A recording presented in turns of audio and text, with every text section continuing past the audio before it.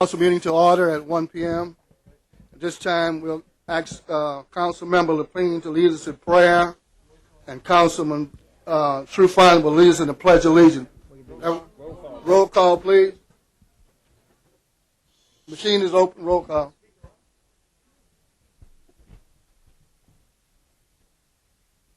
Ms. Audrey?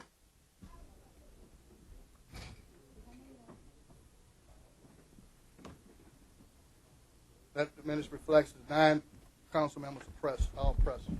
This time, stand for the pledge and the prayer.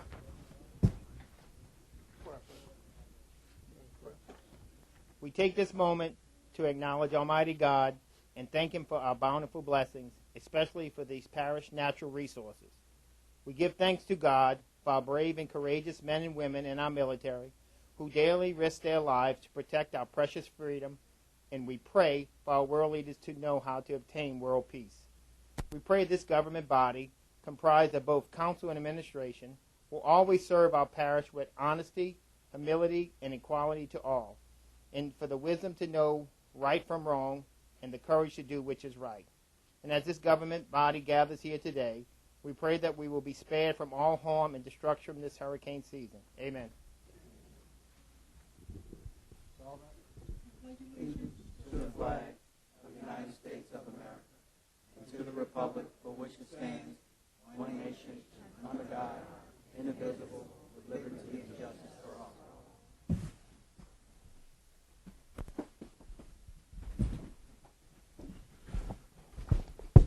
At the request of Councilman Lapine, we would like to move to the proclamation part. 1, 2, 3.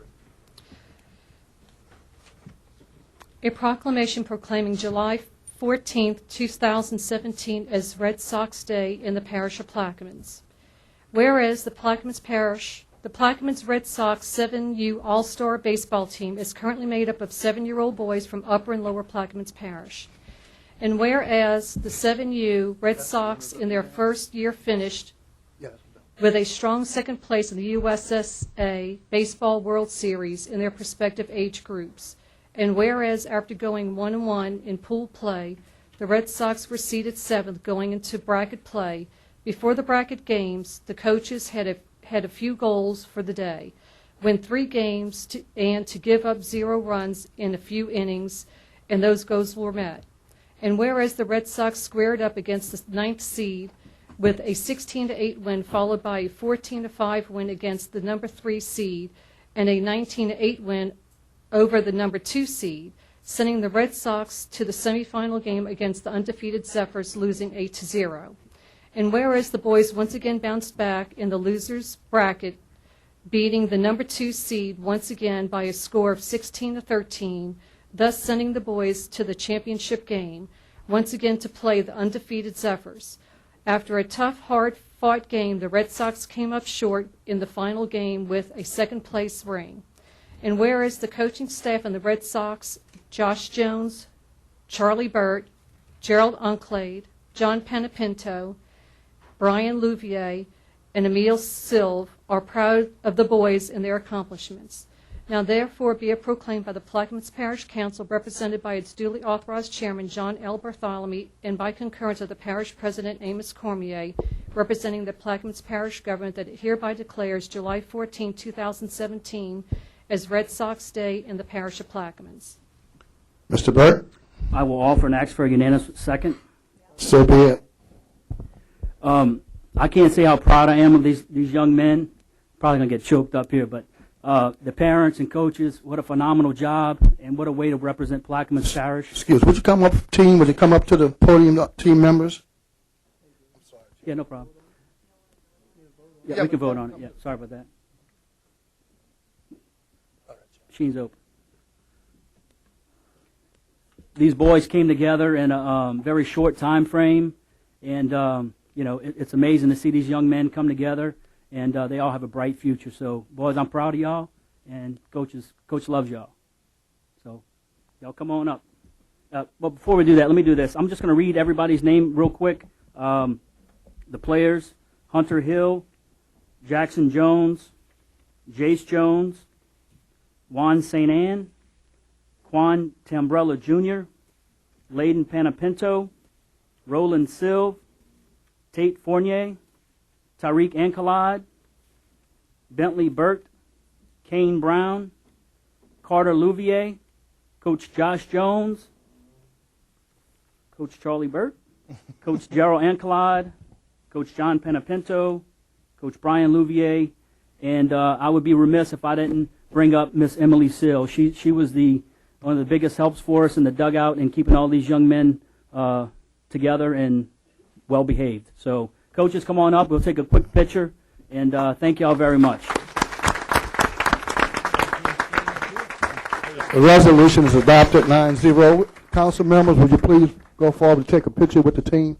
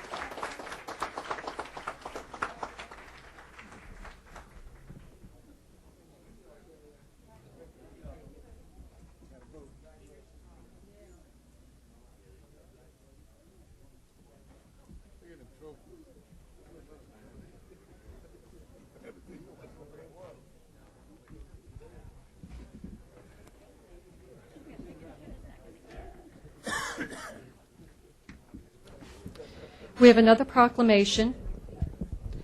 A proclamation proclaiming July 13, 2017 as Plaquemines Parish Mets Day in the parish of Plaquemines. Whereas the Plaquemines Parish Mets is a 9U All-Star Little League baseball team, is currently made up of 9-year-old boys from Upper and Lower Plaquemines Parish. And whereas the team started last season as an 8U All-Star team yielding a 6th place standing in the USSSA 8U All-Star State Tournament and 5th place standing in the 2016 USSSA HU All-Star World Series. The Mets also won two second place rings and one first place ring in subsequent USSSA weekend tournaments. And whereas the Mets' 2017 season finished in second place to earn the runner-up plaque and silver rings in the USSSA NIT tournament.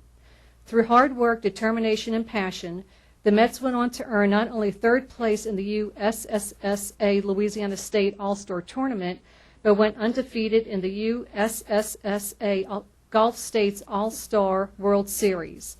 And whereas this group of 9-year-old boys have demonstrated true grit, determination, and sportsmanship, refusing to accept anything less than excellence, proving that when you refuse to give up, great things happen. And whereas with the support of their parents and guidance from their outstanding coaches, Roderick Parker, Matt Wallace, Travis Silv, and Aaron Cameron, our Mets have once again made Plaquemines Parish proud. Now therefore be it proclaimed by the Plaquemines Parish Council, represented by its duly authorized chairman, John L. Bartholomew, and by concurrence of the parish president, Amos Cormier, representing the Plaquemines Parish government, that it hereby declares July 13, 2017 as Plaquemines Parish Mets Day in the parish of Plaquemines. Solvent. Yes.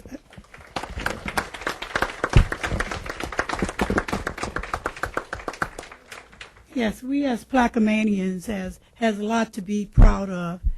You know, we start. Let's vote on it first, dear. Oh, absolutely. I We offer ask it for first. unanimous second. Yes.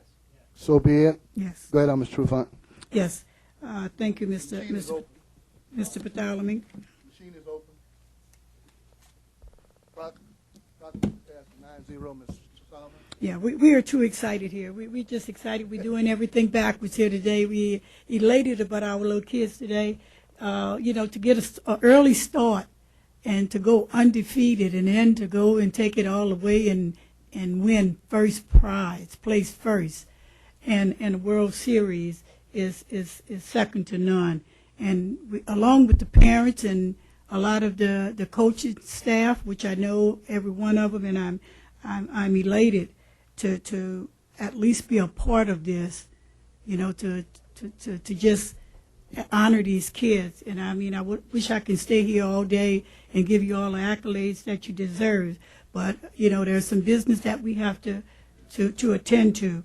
So along with Mr. Roderick Parker, Matthew Wallace, Travis Seal, and Aaron Cameron, on behalf of this council, we want to say congratulations and thank you for a job well done, and you represented Plaquemines Parish well. And I mean, and I think, hold on, Mr. John, without further delay, first place is first place, and nothing to slight Mr.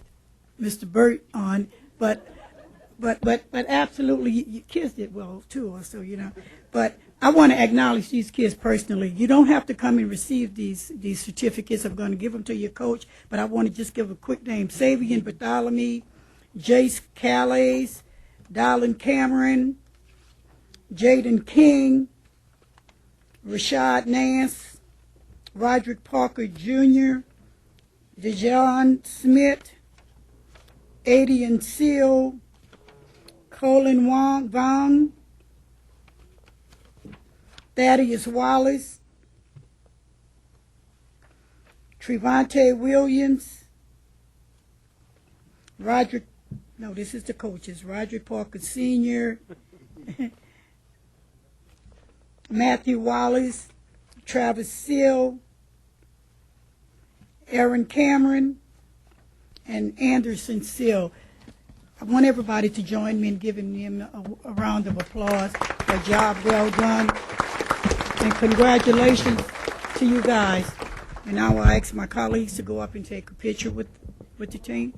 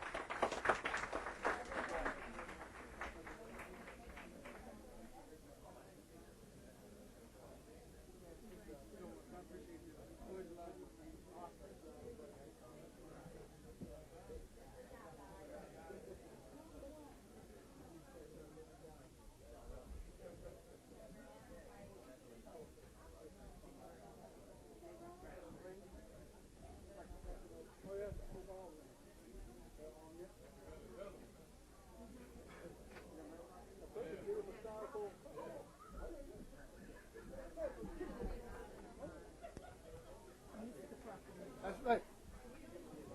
Yeah. You get choked up with that shit, man.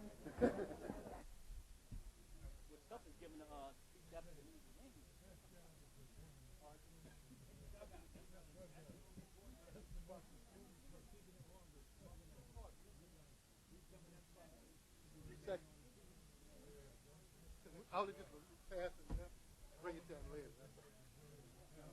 No, she's gonna read it now.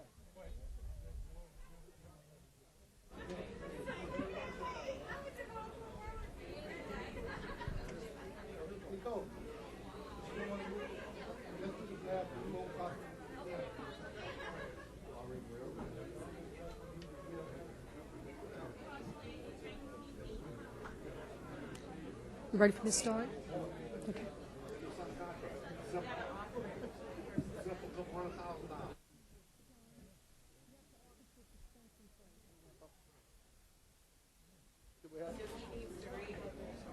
I'd like to offer a proclamation for suspension that's not on today's agenda. Read. A proclamation proclaiming July 21, 2017 as Kaywood Harvey Jr. Day in the parish of Plaquemines. I offer. Second. Same as copy. The machine is open.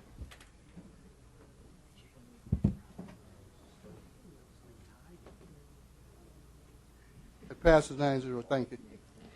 A proclamation proclaiming July 21, 2017 as Kaywood Harvey Jr. Day in the parish of Plaquemines.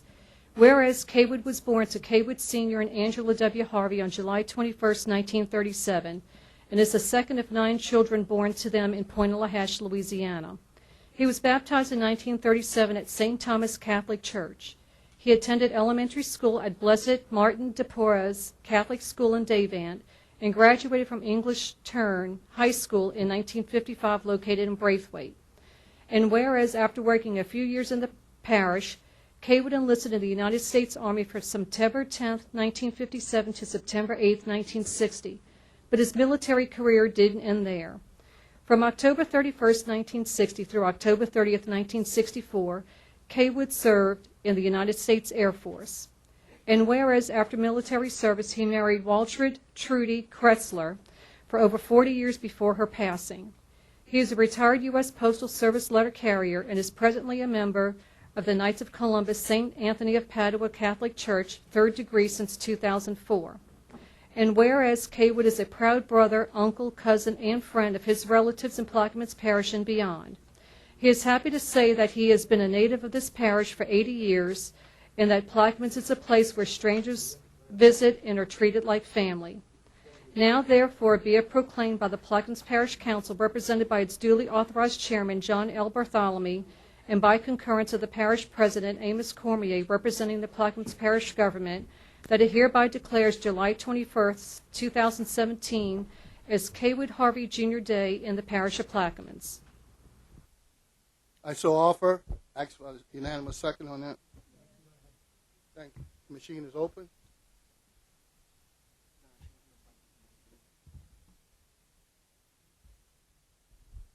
Thank you. Passes 9-0. At this time, at the request of Councilman Roussel,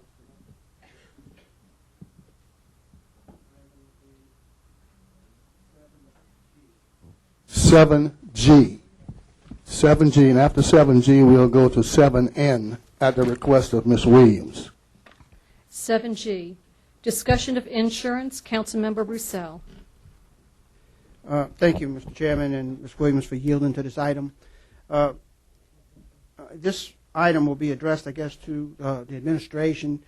It's come to our attention that we've had a change in our record of agent for our insurance, and after some 20-something, almost 30 years of having the same record of agent and performing quite well, I'd like to ask the administration to just explain and then allow comments. Yes, Councilmember Roussel. As you would recall at a meeting that we had about a week ago, then and also I'll reference you back to many of you have been to these council meetings before. In December, this council voted to change the insurance from Blue Cross to Humana. And I was not happy with that decision, as well as many of our parish employees. At these council meetings, we saw complaints. There was a lady, I think, who had a type of seizures. Her medicine skyrocketed in price. There were other complaints. We did some research, and Blue Cross has much more market share in the state of Louisiana, much more so than Humana. And their drug formulary is, many would regard as a better because it offers more, includes more different types of drugs. So it would be this administration's desire to go, and we'll explore opportunities to go back to Blue Cross.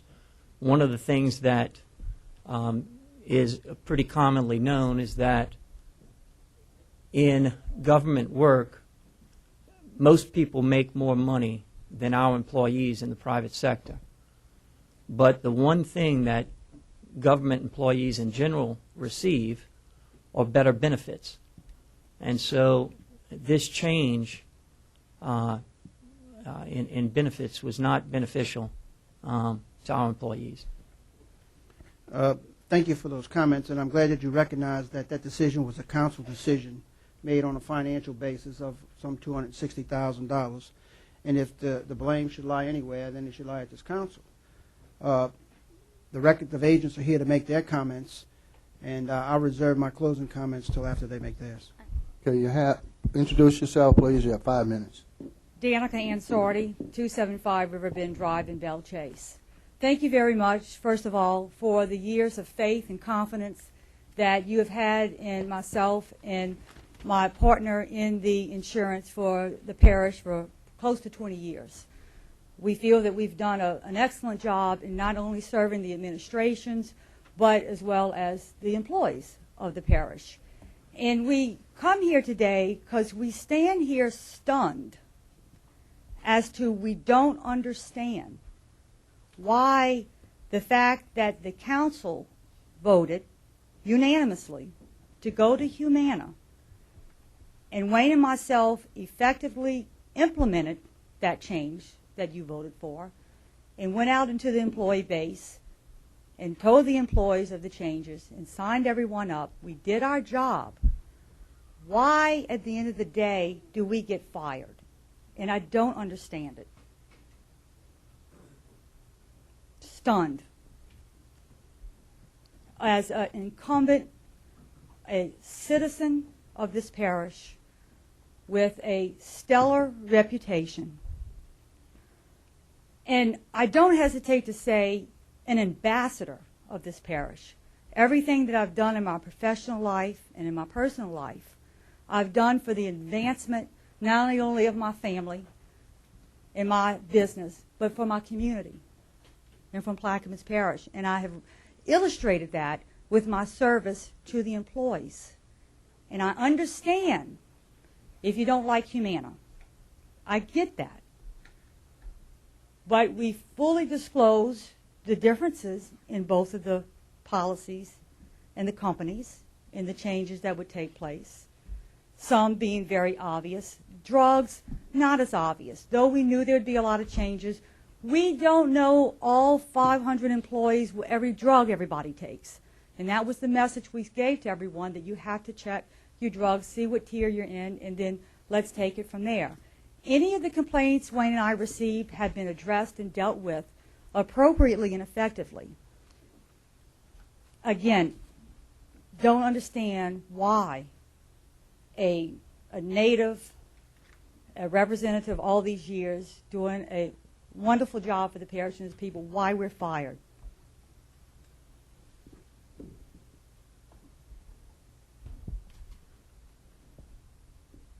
Any more comments? I'd like to make a comment. Yes. We want to hear from Mr. Fasang first before we Go. make our comments. Okay, yeah. Thank you very much. I'm Wayne Forsang. I'm with A.J. Gallagher and Company. And ladies and gentlemen, I echo the comments of Danica. I'd like to tell you a little bit about me, if I can, real quickly, and my company. You know, you didn't just fire Danica and Wayne, you fired A.J. Gallagher. A.J. Gallagher is one of the premier companies in the entire world, and providing resources and backup for us to be able to service the employees of Plaquemines Parish. I got started 26 years ago, when a lot of you remembered Mr. Howard Wilcox. Mr. Wilcox entrusted my organization. I've only been with Gallagher 4 years, but he entrusted my organization, the Forsang Financial Group, with the business back in 1989. And for the past 10 years, Danica and I have worked together. I recognize that a parish likes to deal with people they know and they work with every day. And so I sought people on the west bank of the river, and I found the most qualified, most competent professional in this business to be Danica. And when I approached her to be a part of our team, she agreed, and for the last 10 years, together we've serviced the employees of this parish. It's been our job and our focus really to be available to answer questions, to help resolve issues that come up with people. And we've worked very, very closely with HR, with all of the different departments as possible, just to make sure that if people had problems, they had some place to go. Rather than picking up and calling an 800 number, we wanted it to be a little more personal. Some would go directly to Danica, others would go to HR, some people even came directly to me. I've gotten to know some people very, very closely over the last 26 years. But 4 years ago, I had the opportunity to join A.J. Gallagher and Company, and I did that. And just to give you a little idea, Gallagher was founded in 1927. There's over 15,000 employees worldwide. We're one of the largest insurance brokerage houses in the world. We're the only insurance brokerage firm recognized as one of the world's most ethical companies by Ethisphere, and we've done it 5 years in a row. Locally, we have over 80 dedicated employee benefits specialists that are on my team to be able to work with Plaquemines Parish employees. If I run into something that I don't know about or I don't really understand, I can pick up the phone and have somebody within an hour in my office to help us address an issue. We have a local plus national support team. We have compliance experts. We have underwriters and actuarial consultants, subject matter and industry advisors. We've got people that do nothing but, for instance, marine insurance. I do nothing but health insurance and employee benefits. So we're all specialists in what we do. I just happen to bring 46 years of experience to the table for the people of Plaquemines Parish. Gallagher provides education and communication specialists. We have strategic planning done by our people. We navigate compliance issues with confidence, and we provide legislative and regulatory monitoring and support to all of our clients. We have health management support and wellness initiatives. I know some of you probably have already gone through some of the screenings that have been taking place with our wellness program. That was all done because of Danica and I. We got that all started through our HR department. And with the coming of ACA, it made it that much more important that we have that kind of backup and that kind of engagement to be able to work with our employees here in Plaquemines Parish. It's always been our role to assist and be there when people needed us. So for claim issues, the claims we know about, the claims we got involved with, 95% of them, 99% of them have been resolved. But we can't fix it if we don't know about it. We've helped the Plaquemines Parish team with Ochsner for the wellness program. A smoking cessation program is getting started this year as a result of that wellness initiative. We've worked closely with the HR department. Medicare Advantage programs created an issue where it was going to cost money. That was going to cost money that we were able to make sure that that was not going to be the case. We've assisted HR with the latest reports as we possibly can with the ACA, and we even met with the local hospital CEO to work with us in making this wellness initiative work for Plaquemines Parish. So, folks, we appreciate it, and I truly thank you for the 26 years of our involvement with Plaquemines Parish. Thank you, sir. Ms. Williams, Yes, I would like Councilman Williams. I would like to commend the both of you on a job well done. I understand the fact that you have no control of the individual situations that the individual insurances have with individual employees and their circumstances. And I pose the same question to Mr. Cormier. Why were they let go based on their recommendations and the services that they have provided to this parish, the council based their decision to change insurances on a financial basis due to budget constraints. We had no idea that, we don't know all the employees, as you don't know all the employees in their individual situations, and whether it's government or private entity, insurances differ depending on the situation and the circumstance. So I want to thank y'all for the service y'all have provided, and I'm hoping that we can resolve this and get y'all back involved and continue going forward. Councilman Levine. Danica and Wayne, thank you for the last 7 years of working with you. I think you've done an outstanding job of providing the information for us to make the decision, not you make the decision, and that's the key word here. All the information that was given to this council was decided by this council. Now, we chose Humana because of the economic reasons that Ms. Williams spoke about. We chose it because we thought that would be in the best interest of the economics of the way it falls at the parish now, of the state that we're in. Okay, all right. I apologize for that. Okay. So, if there's anyone to blame, it's not the insurance carriers, it's the council.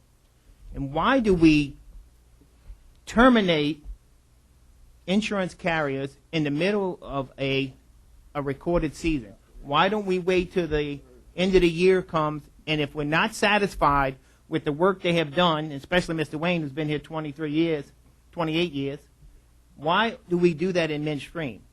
I don't understand that. If there's someone to blame, it's us, the council. Now, I would have preferred Blue Cross insurance. I have a few health issues, and Humana has not fit my needs. I'm in the same boat as some of the other people that's in here. So I will make that decision this coming December if we will continue with Humana or move on with Blue Cross. But to blame the insurance independent dealers who helped us out, gave us the information, is incorrect. We as a council body decided on it as an economic factor. So I want to just set the record straight. It's not them, it was us. So if there's a problem that you have with the carrier, come to us. Thank you for working with me for the last 7 years. Thank you for your honesty. Thank you for presenting the information that was available for us to make that decision. Councilman Juneau, then Councilman Black. Yes, sir. I would like to say that Mr. Francine and Diana, they helped me so much when my wife was in the hospital. I had problems with Humana then, and we had Blue Cross. And he did work for me for probably a month trying to straighten things out. And he's actually saved me thousands of dollars, and I appreciate that. Councilman Black? Yeah, I just want to clarify a couple things. We keep talking about blame the council, blame the council. I'm not sure what exactly we're blaming the council for. The council saved approximately, like Mr. Russo said, $260,000. Only on 2 occasions was it brought to my attention that individual employees had problems with Humana. So I'm not sure how many people had problems before with Blue Cross Blue Shield, but Wayne or Danica, if you can kind of give us an idea of complaints that you've heard. There's no specifics. I think I've heard 2 complaints. Excuse me, Councilman, they already had their 5 minutes each. I'm asking them a question. Yeah, but they had their 5 minutes of presentation. Okay, who am I supposed to ask? Because the president. Ask it. Ask the president. Why can't I ask the insurance provider? Wait till everybody else come up. You want to do that? I just want to ask a question, as in how many complaints, Mr. President, how many complaints have we had, official complaints, to HR or to the insurance provider on Humana? I can get back to you and get those numbers. I mean, I wasn't, as you know, before I started in January, before the switchover. I know, but you made a comment in rebuttal to Ms. Danica's statement is that you had multiple complaints. Okay, so I'm asking you. About Humana? About Humana. Can Yes. you be specific in those Several. complaints? I didn't write down, but we Do had. you remember anybody specifically? I specifically remember at 2 council meetings, 2 separate occasions, we had Okay. issues come up, and then I've received phone calls as Okay, well. so how many employees do we have? About 500?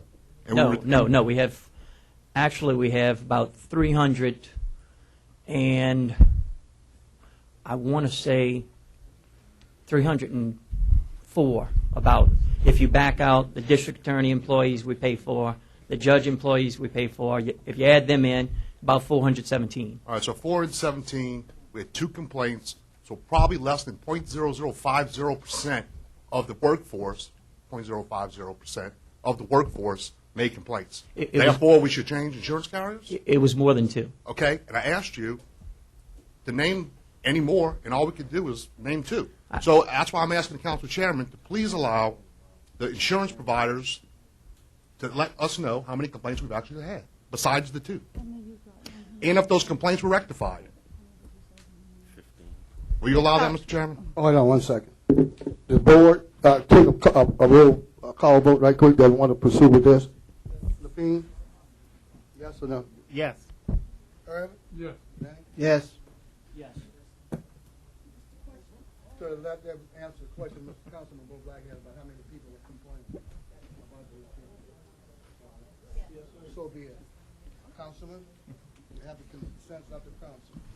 You know the question, Danica. Yeah, the answer is 15 to 20 calls that we have gotten either directly or through HR. And the calls that we've gotten, 99% of them have been resolved to the satisfaction of the employees. So out of 15 employees, we may have 1 employee, or less than 1 employee, who still has a complaint about Humana. Correct. Okay. And Thank some you. people still have complaints about Excuse Humana, me? but they necessarily didn't call in. They just understand the Out issue. of order now. Sorry. All right, someone else have a comment to come forward, please? You have 5 minutes. Yes, sir. Thank you. My name is Ryan Dahl with Dahl Insurance Agency. We are the agent that was put in place on the health insurance, and we just wanted to come up and make ourselves available if there are any questions. And, of course, thank you for allowing us to be the agent.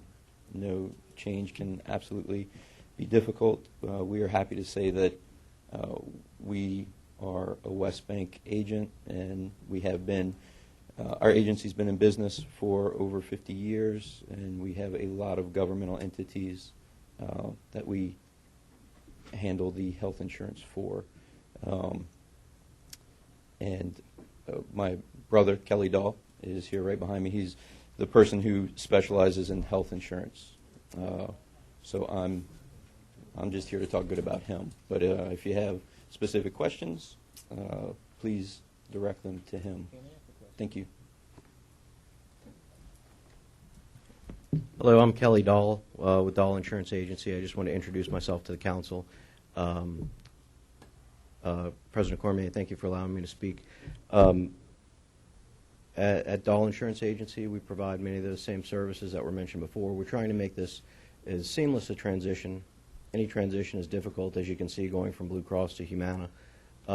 It's our intent to help the employees as much as possible, and adding personalization to those services. We've met with the HR department. We've also met with Anthony DiGirolamo, the head of Ochsner, here locally on the West Bank, as well as the Humana market president, to make sure that all those issues that are ongoing can be as satisfied as fully possible. And again, we're here to serve you for any questions or any other issues that you may have. Thank you. Any more questions from the audience? Comments? Can we ask the question? Mr. Roussel? Oh, I'm sorry. Yes, sir. Y'all have just taken over, what, a month ago? About 15 days ago. Okay, Just we as just of the found first. that out. What I'm upset about is that Mr. Francine's company worked all that time to go through all different companies to find the best and the most available to match a Blue Cross when they did it. Now, y'all walk in, and y'all going to get the commission just walking right in. That's what I'm upset about. Well, You coming in, and you're going to get the commission that these people work for. So that's what I'm upset about. Well, yes, sir, that's how that process works, but our main concern is providing the service for the employees and for the parish, so we can provide the highest level of service for them. Y'all 5 minutes is up. Thank you. Mr. Lepine. Can I direct the question to them? I mean, All right, let's take the consensus Yes. again. All those. Yes, yes, yes. All right, yes. Yes. Previously, have you held any other position as an insurance carrier with the parish? Yes, sir. We've written insurance for over 20 years in some form In what with the capacity? government. Yes, sir. With Blackman's What Parish policy? government. Oh, what policy? I'm sorry. Many different ones: property, auto, physical damage, marine. Okay, are you continuing carrying that, or somebody has stepped into that? We write some of them. Some of them have been moved to another agent. And who is the new agent that we don't know about? Well, I believe it's Bowles is who took it over from us on the property Okay. side. Is that, Mr. President, is that the correct answer? That is correct. Okay. Councilman Black. Yeah, kind of just to elaborate, so this is not the only policy that's been changed midstream? The policies have not been changed Not at the all. policies, but the providers, The carrier. or the carrier. The broker, I think, is the correct term. Agent. Agent Agent. of record? Yes, sir. All right. So, I mean, can we get an update of how many agents of record have been changed midstream? That was it. Which ones? Bowles and Associates, And what are they writing? flood insurance, and Who property. wrote that previously? Dahl. Did Mr. Dahl not do a good job with that? I've said it and made it a policy from day one that if we have locals, and Councilman Black, the Bowles firm has many local ties, and I'm looking wherever possible to keep locals, keep the business local. Where's Miss Ansardi? I'm not sure where Miss Ansardi lives. 275 Riverbend Drive. You out of order, sorry. You out of order. All right, I just wanted to get an update, because this is really kind of the first time I'm hearing about a lot of these changes, and just to give the council and the public an idea of what we're doing. I know Mr. Dahl, his agency, it's a reputable agency. I think they're going to do a good job. Unfortunately, this has happened this way.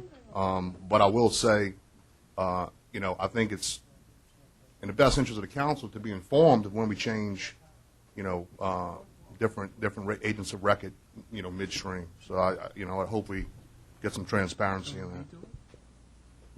Councilman, we're going to close with Councilman Roussel. To say the least, I'm extremely disappointed in the executive decision that was made, and I know that Dahl thanked us, but I wanted to make it clear that this board had nothing to do with that change or the other change in the record, the agent of record. The reason I'm extremely disappointed is in the way it was handled. I believe that the professionalism that Mr. Fasang and Ms. Ansardi has provided to us should have at least been able to finish out the year, and if you wanted to go forward and change the agents of record, get RFPs and weigh that out at the end of the year rather than changing in the middle of the year, because actually if you're changing it because of some employees' complaints, nothing will change, because we will have Humana till the end of the year, until this government decides to change the policy. And once again, you've had no complaints on the agents of record. In fact, you've had the opposite. You've had nothing but praise, and nothing to take away from Mr. Dahl and his agency, but to do the shifting that you've done by taking away business from Dahl. And as Mr. Black stated, were they doing a poor job, or did you just want to shift the ball to somebody else? So I don't think it's a very professional move to do business this way. I'd like to apologize to Ms. Ansardi and Mr. Fasang for how you've been treated. I think it was very unprofessional. I know that there are complaints from employees, and a lot of employees may not be happy with the carrier, but it is not your fault, because you made it very clear in this body, in this meeting, when we voted 9-0 to accept that, what the consequences could be. So I don't want anybody to think that you misled anybody up here. And as Mr. Cormier said, he wasn't here.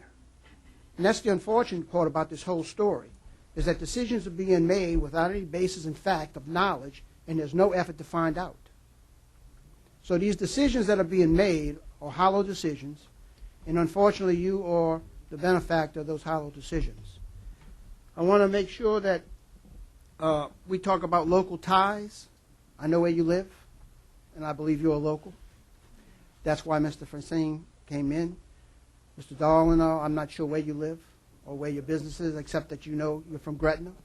Nothing to disparage you, but I think it's a very, very disservice to put this company and this record of agent on the street compared to what we are going to be dealing with now for the next 6 months.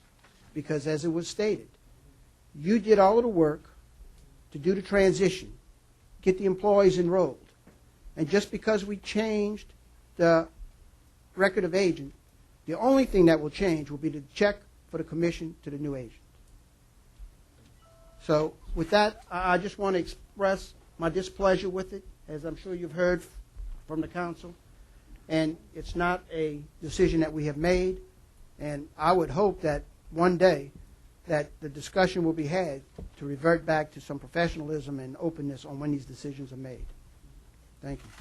Thank you, Councilman. This time we are... One more question, Chairman. No, ma'am. Sorry. We have to go to item 7N, please. 7N. Discussion regarding grass cutting in District 9, Councilmember Williams. Yeah, you know, if the public say Everybody stood up. The public don't get to comment on it? You should have stood up, Mr. Lawrence. That was the public there. They were public. I was standing up. No, you can stand up over here. I didn't see you back there. Okay, I'll stand up over here. No, we're on end now. I'm sorry. It's too late now. Yeah. And we can always go back and revert to the question. We'll go to N, then we can always come back to any item on this agenda. So now the item is N. You want to revert back? You can revert back, yes, All right. sir. At the request of councilman, we can revert back to the discussion. Mr. Lawrence. All right. Anybody else in the audience who would like to have questions, please come forward. Stand up. What are we on? The same thing? Okay. First of all, I think we ought to understand, I'm assuming that what was done, first, my name's Warren Lawrence. I live at 120 Timber Canal in Myrtle Grove. Doesn't make any sense from the public standpoint on what's going on here. I assume that what was done was legal. Am I right? He has the right, as the parish president, as this must be some kind of a professional services contract, he can do this. My only question is if the other agent that had it before didn't back the right person for president, they got punished for it. When this parish president came in, whether he inherited it or otherwise, I agree with you 100%. This could have been postponed, put to the end of the year. If you want to change it, change it. You people hired, the council hired Humana. The agent that was in place, I understand, was a professional service by the previous parish president. The incoming parish president elected to change it now. Was it a wise move? No. But it was legal. And I still say it reverts on who pays gets to play. But let me say this, just to correct the record. It's the record of agent has been here for 20-something years. That's what has been changed. The insurance is not changed. The complaints will not go away. The agent of record is the only thing that has been changed. But he has the right to do that. Excuse me, Mr. Lawrence. Okay. Excuse me. I just wanted to be clear that this does not solve any problems. All this does is create problems, as you can see from the comments and the sentiment around here. This is not a good decision. And the record of agent, again, will not be able to do anything different than what's been done by this council by adopting Humana. In fact, we may lose service because of the familiarity of the record of agent with the carriers and the base that he works from and she works from. But I'm going to not belabor the point. I'm just mainly interested in experiencing my displeasure. Councilman Ishcall. Mr. Warren, I had the same question. That's why I got up and asked Mr. Garrett to check into it to see if what was done was legal, being that the council was the one who hired them, if it was legal for the parish president to dismiss them. And I'm still waiting to hear back from Mr. Danny Garrett to let us know if, no, sir, I'm still waiting for him. Yes, ma'am. Go ahead. Judge Combs, and that's why I wanted to look and check myself. Yeah, I mean, there's nothing specific in the charter with regard to hiring the insurance agent, but within the powers of the president, it does provide the president's power includes to supervise and direct all activities and functions of parish government and private administrative and logistical support of the other political subdivisions. So I think under that broad, it's essentially him engaging a professional service. So long as, I mean, certainly anything he does is subject to appropriative authority, but I think that falls into that administrative function. I would, Mr. Darby. I would actually agree with him. He's absolutely right. It's his discretion. Parish president can make that decision. Well, just like my other colleagues mentioned earlier, I'm very deeply sorrowed with the decision that was made because they have done such an excellent job, and like the parish president admitted to, trying to keep it local. Ms. Danica has been local all her life. And I'll leave it at that. Yes, ma'am. My name is Nancy LaHaye. I live 426 Planters Canal Road. I'm very confused. I understand insurance well. I have Humana Advantage program. If the coverage isn't changing and it's because somebody's medicine was extremely high, I don't understand what that has to do with the agent of record. That should be, if they committed something wrong or they did something wrong, then the agent of record, you're changing them. But in my particular case, January 1, I had an eye medicine that went to $533. It was not Humana. It was a non-formulary that Social Security, that Medicare did. Didn't have anything to do with Humana. And therefore Medicare, Humana has to carry it as a non-formulary. But that wasn't done by Humana. And I'm not, and I've screamed and hollered with Humana also, but doesn't have anything to do with the agent. And I will say this about Wayne Fasang. I worked with him when I was on the Plaquemine Parish School Board because he was the agent. I have been off the board for 2 years. I still call Wayne, and Wayne still helps me. And I don't work for anybody, and there's no reason that he would have to do that. But he has always been open to my complaints or my questions and checked into even Humana for me. But I go back to the same question. If Mr. Roussel is correct in saying that the policy is not changing till the end of the year, which is the normal, you renegotiate at the end of the year, it's just the agent. What did the agent have to do with what the policy paid on somebody's medicine? Ms. LaHaye, during the election in December, before I attended the council meeting where the council discussed and voted upon switching from Blue Cross, which I'm not an insurance agent, I'm not an insurance broker, but I've done some of my own research like you have, and I've been informed that Blue Cross has a broader formulary. They provide better, more options for drugs. At that council meeting in December, and anyone can pull it up, I'm sure it's on the internet, there were questions asked by some members of this council, very good questions. Now, and it's nothing personal against anyone, I thought some of those answers by the agent could have been more clearer because there were specific questions asked about the drugs and about what changes there would be. And I thought that it was the answers were lacking. So your decision was made because you feel like the agents were not doing their job and not due to someone's high drug bill? No, you're changing what I'm saying. Well, the insurance Yeah, you- isn't changing, though. The insurance is staying the same. I will be asking, and I've made it known to some of the council members, that it will be a goal of this administration to look to go back to Blue Cross. In the middle of when you have co-pays and you have out-of-pockets. I'm so glad you brought that up, Ms. LaHaye, because that's going to, I'm sorry. You have 1 minute left. Okay. I'm so glad you brought that up, Ms. LaHaye, because that's one of the key things is that, and you're going to see it's amazing how we jumped around a little bit, but if you stick around, you're going to see another discussion about how we're going to be able to use, because we were broke starting back in December of 2016. Now, that's not going to be the case. That's no longer the case anymore. And so this is, once again, as usual, revolving around the question of money and whether or not we're going to reinvest in this parish. And as a matter of fact, Councilman Williams has the next question up, and it's going to be about grass cutting. And it's going to be about money again.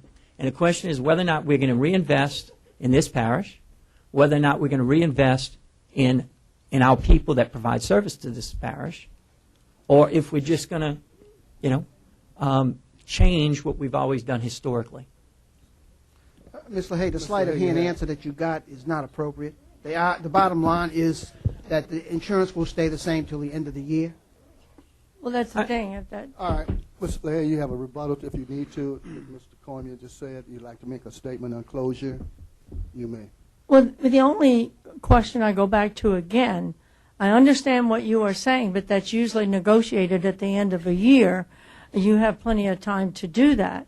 But when you're going to keep the same policy, exactly the same policy, you can negotiate the agent. You can negotiate. I mean, you can get all kinds of bids and people coming in, but if you tried to change insurance, the actual insurance in the middle of the year, that would be, out-of-pocket maximums, everything. I don't know how that could possibly be done.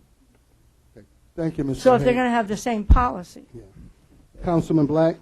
Yeah, I just want to clarify this one more time because I'm really sick and tired of sitting up here and getting some type of blame for actually saving the taxpayer $260,000.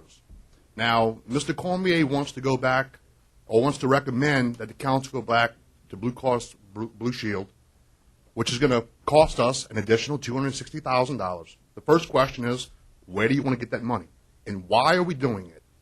We've stated the facts. I've asked you, I've asked the council. We've had 2 official complaints to this council. Out of 416 employees, 2 employees account for 0.005% of the workforce that made complaints. Wayne and Danica sat up here and testified to the fact that they had about 15 complaints. 99% of those complaints were alleviated. So out of that workforce of 417 people, 0.15% of the workforce has an issue with Humana. So why are we going to go back and spend $260,000 to change a policy based on dissatisfaction of 0.15%? Councilman Black, I'm not going to. I heard 20, and that was coming from the aggrieved person here. So that's the number I heard. So there's 20. So one aggrieved person. No, coming from the Miss Ansari. Miss So that Ansari was the too. number I Okay, heard. so okay, I'm just okay. Go ahead, Mr. President. Yeah, that's what I heard, 15 to 20, and that was coming from Miss Ansari, who obviously is aggrieved, feels aggrieved by this situation. Okay.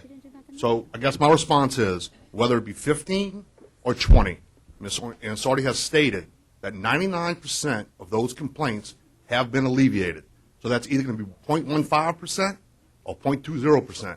So if we're going to go ahead and spend an additional $260,000, fire an agent of record midstream who's been with us for 26 to 30 years, change the entire insurance policy once again, cost I don't know how many man hours from HR to do new cards, new educational programs, etc. Yes, exactly. For 0.15% of the workforce. To me, that is totally absurd. And I will never vote to do that because we have never received any official complaints to this council besides the two. Mr. Sadi, the law states the council chair you have one time 5 minutes, and that's the rules. Everybody cannot keep coming back. You only have 5 minutes to do a presentation. With the council, if there's no objection, let you give you 1 minute to say something. Yes. And Yes. after that, that's it. Thank you. I just wanted to set the record straight on our presentation to the council and the information we disclosed. That meeting you're referring to is December 10th, hour 1, 24 minutes. Look at the tape. I did. The conversation of all the questions that were asked were answered correctly and appropriately. When we didn't know the answer, we said so. We told you that there were going to be discrepancies in the drug program. That was going to be the biggest heartburn. Does anyone recall asking a question that Wayne or I didn't answer correctly, appropriately? No. Go back to that video and watch it. It's not there. And we were very excruciatingly painful in explaining that to all the employees. It was full disclosure the entire time. Thank you. Thank you. 1 minute. That's it. That's the last one. Coming to a closure so we can Thank move you, on. sir. The only question that I have is that people that have complained, that have come forward, have gone to HR, come to us, or even gone to Humana. Humana has a report through the end of May where there was literally one complaint filed with Humana, and it wasn't even about drugs. It was about something else. If we knew all the people that were calling you, Mr. President, it would have been really easy for us to deal with those people, but we didn't get the call. If you had all of these complaints, what happened to them? We didn't see them. We could have very easily got those people involved and tried to help them to resolve their issue. Could have been as much as an authorization that they didn't get. And 3 or 4 of the ones that we dealt with was that simple. It was just an authorization because they didn't know the process. Maybe because they didn't come to the meeting. I don't know. But the bottom line is we could have helped had we known about them. Thank you. Move to item N. Discussion regarding grass cutting in District 9. Councilmember Williams. Ms. Williams? Yes, sir. As everyone in this room is aware, we have a parish-wide issue with grass cutting. I have a couple of questions that I would like to direct to the administration. I have several, so I guess I'll take them one at a time.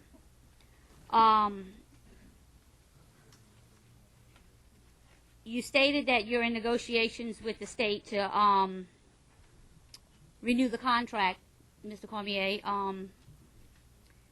which expired on June 30th.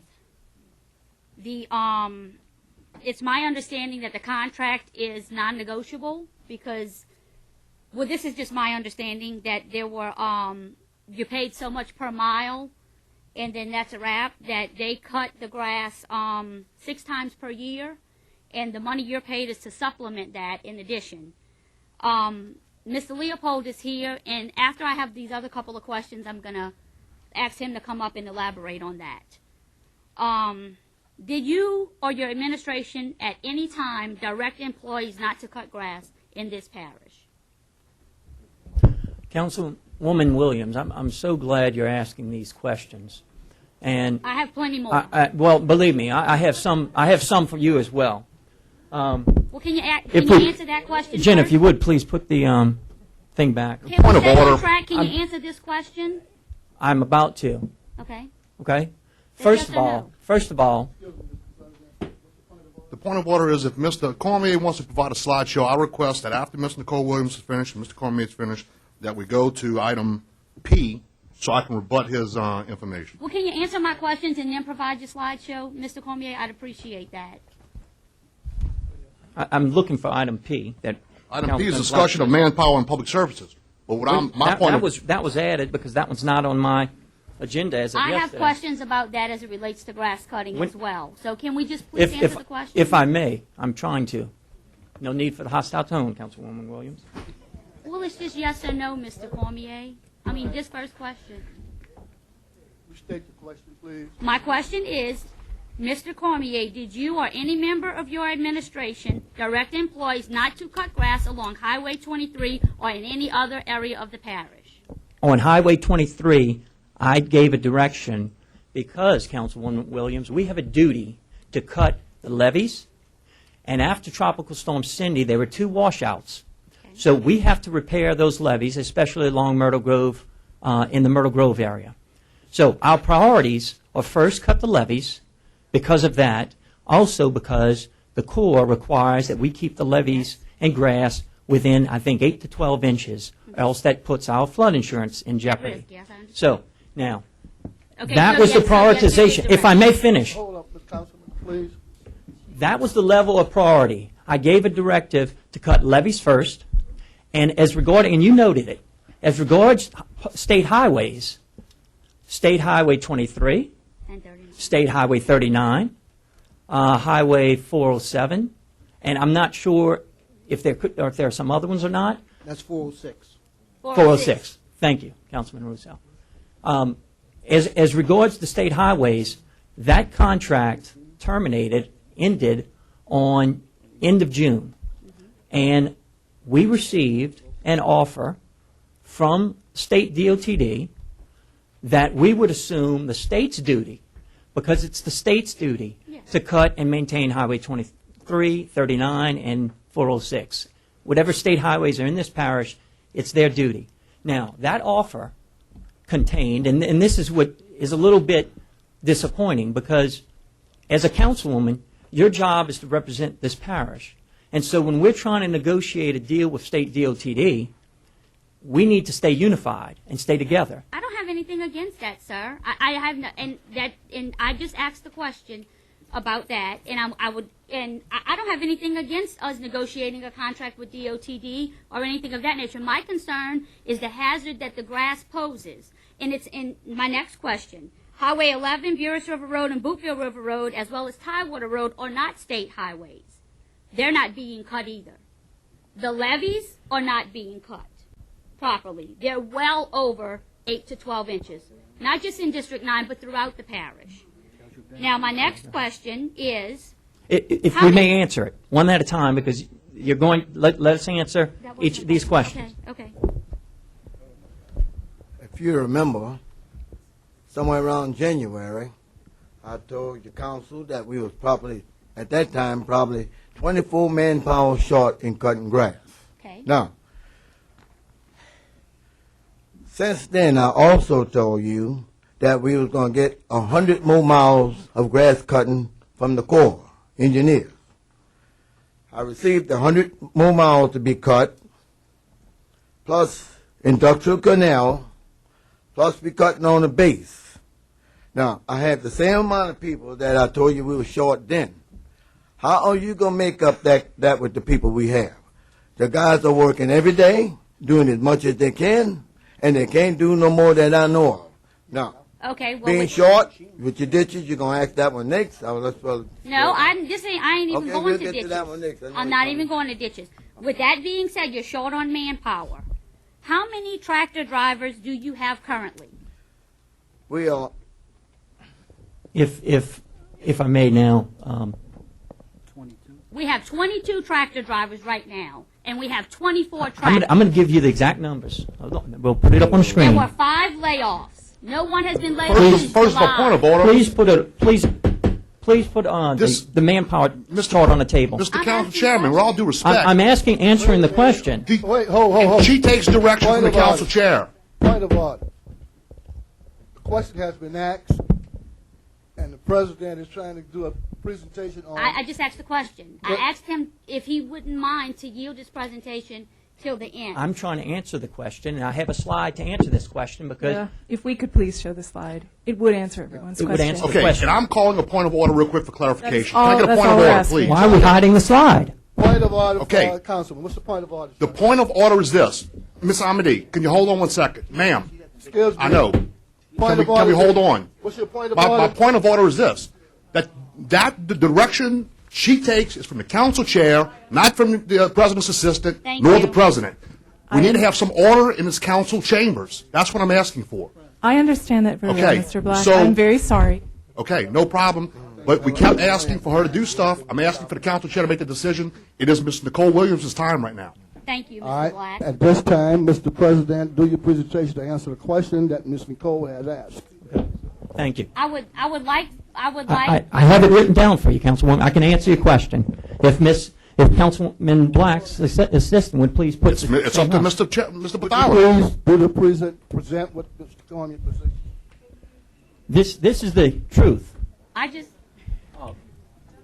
Please. I don't need to go back to 2004. I'm comparing 2016 to 2017. To answer your question, Councilwoman Williams, in 2004, prom, public right-of-way and maintenance, there were 57 positions. Today, we have only 33 positions. What did we have last year? Those numbers speak for themselves. If I may finish, you asked the question, I'm trying to my best to answer it. Now, heavy equipment, these people can operate tractors. Okay. Tractors cannot, these people cannot operate, this is a more specialized skill set. Correct. So, in 2004, you had 40 in heavy equipment. Now, if you'll note, in 2011, we've dropped down from 57 to 45, but we went up 5 positions here. So these people could cut grass, not vice versa. Right. Here we have in 2017, 18 people in heavy equipment and 33 in public right-of-way and maintenance. And as Director Wallace noted, our duties have increased because we've taken on more levies, more operations, and more maintenance. And so, if anything, these numbers should be going up in manpower to account for the greater amount of levies. And as you see on the agenda later, we adopted, the prior council, not this council, accepted the adoption or the donation of all the Myrtle Grove Citrus Lands levies, which are the ones now we're trying to fix with only this many people in heavy equipment. Okay. And so we're doing as best a job as we can, Councilwoman Williams, but the manpower has been cut drastically, the duties have increased, and I just want transparency. I mean, this may be the way the council wants to go, but Right, no, and with all due respect, Mr. Cormier, I wasn't here in 2004 or 2011. I'm trying to find out what is the difference in your manpower from 2016, and I understand there was increased duties. In 2016 to 2017, how many people did you lose? 5. Where? I have I those figures, Ms. Nicole. Councilwoman Williams, the 2016 was already when the debt crisis hit this parish. So those figures are not reflective of the historical trend. Right now, I can tell you this, in the budget, we have 24 unbudgeted positions. And have y'all asked us to fill one other than what's on the agenda today? Yes. No, y'all have not. Nothing has come the in front higher- of this council. Councilwoman Williams, from the second or It third may have been council in meeting, conversation, but nothing has come in front of this council. Let's do that one at a time, please. Councilman? Council, oh, I'm sorry. Councilman Williams?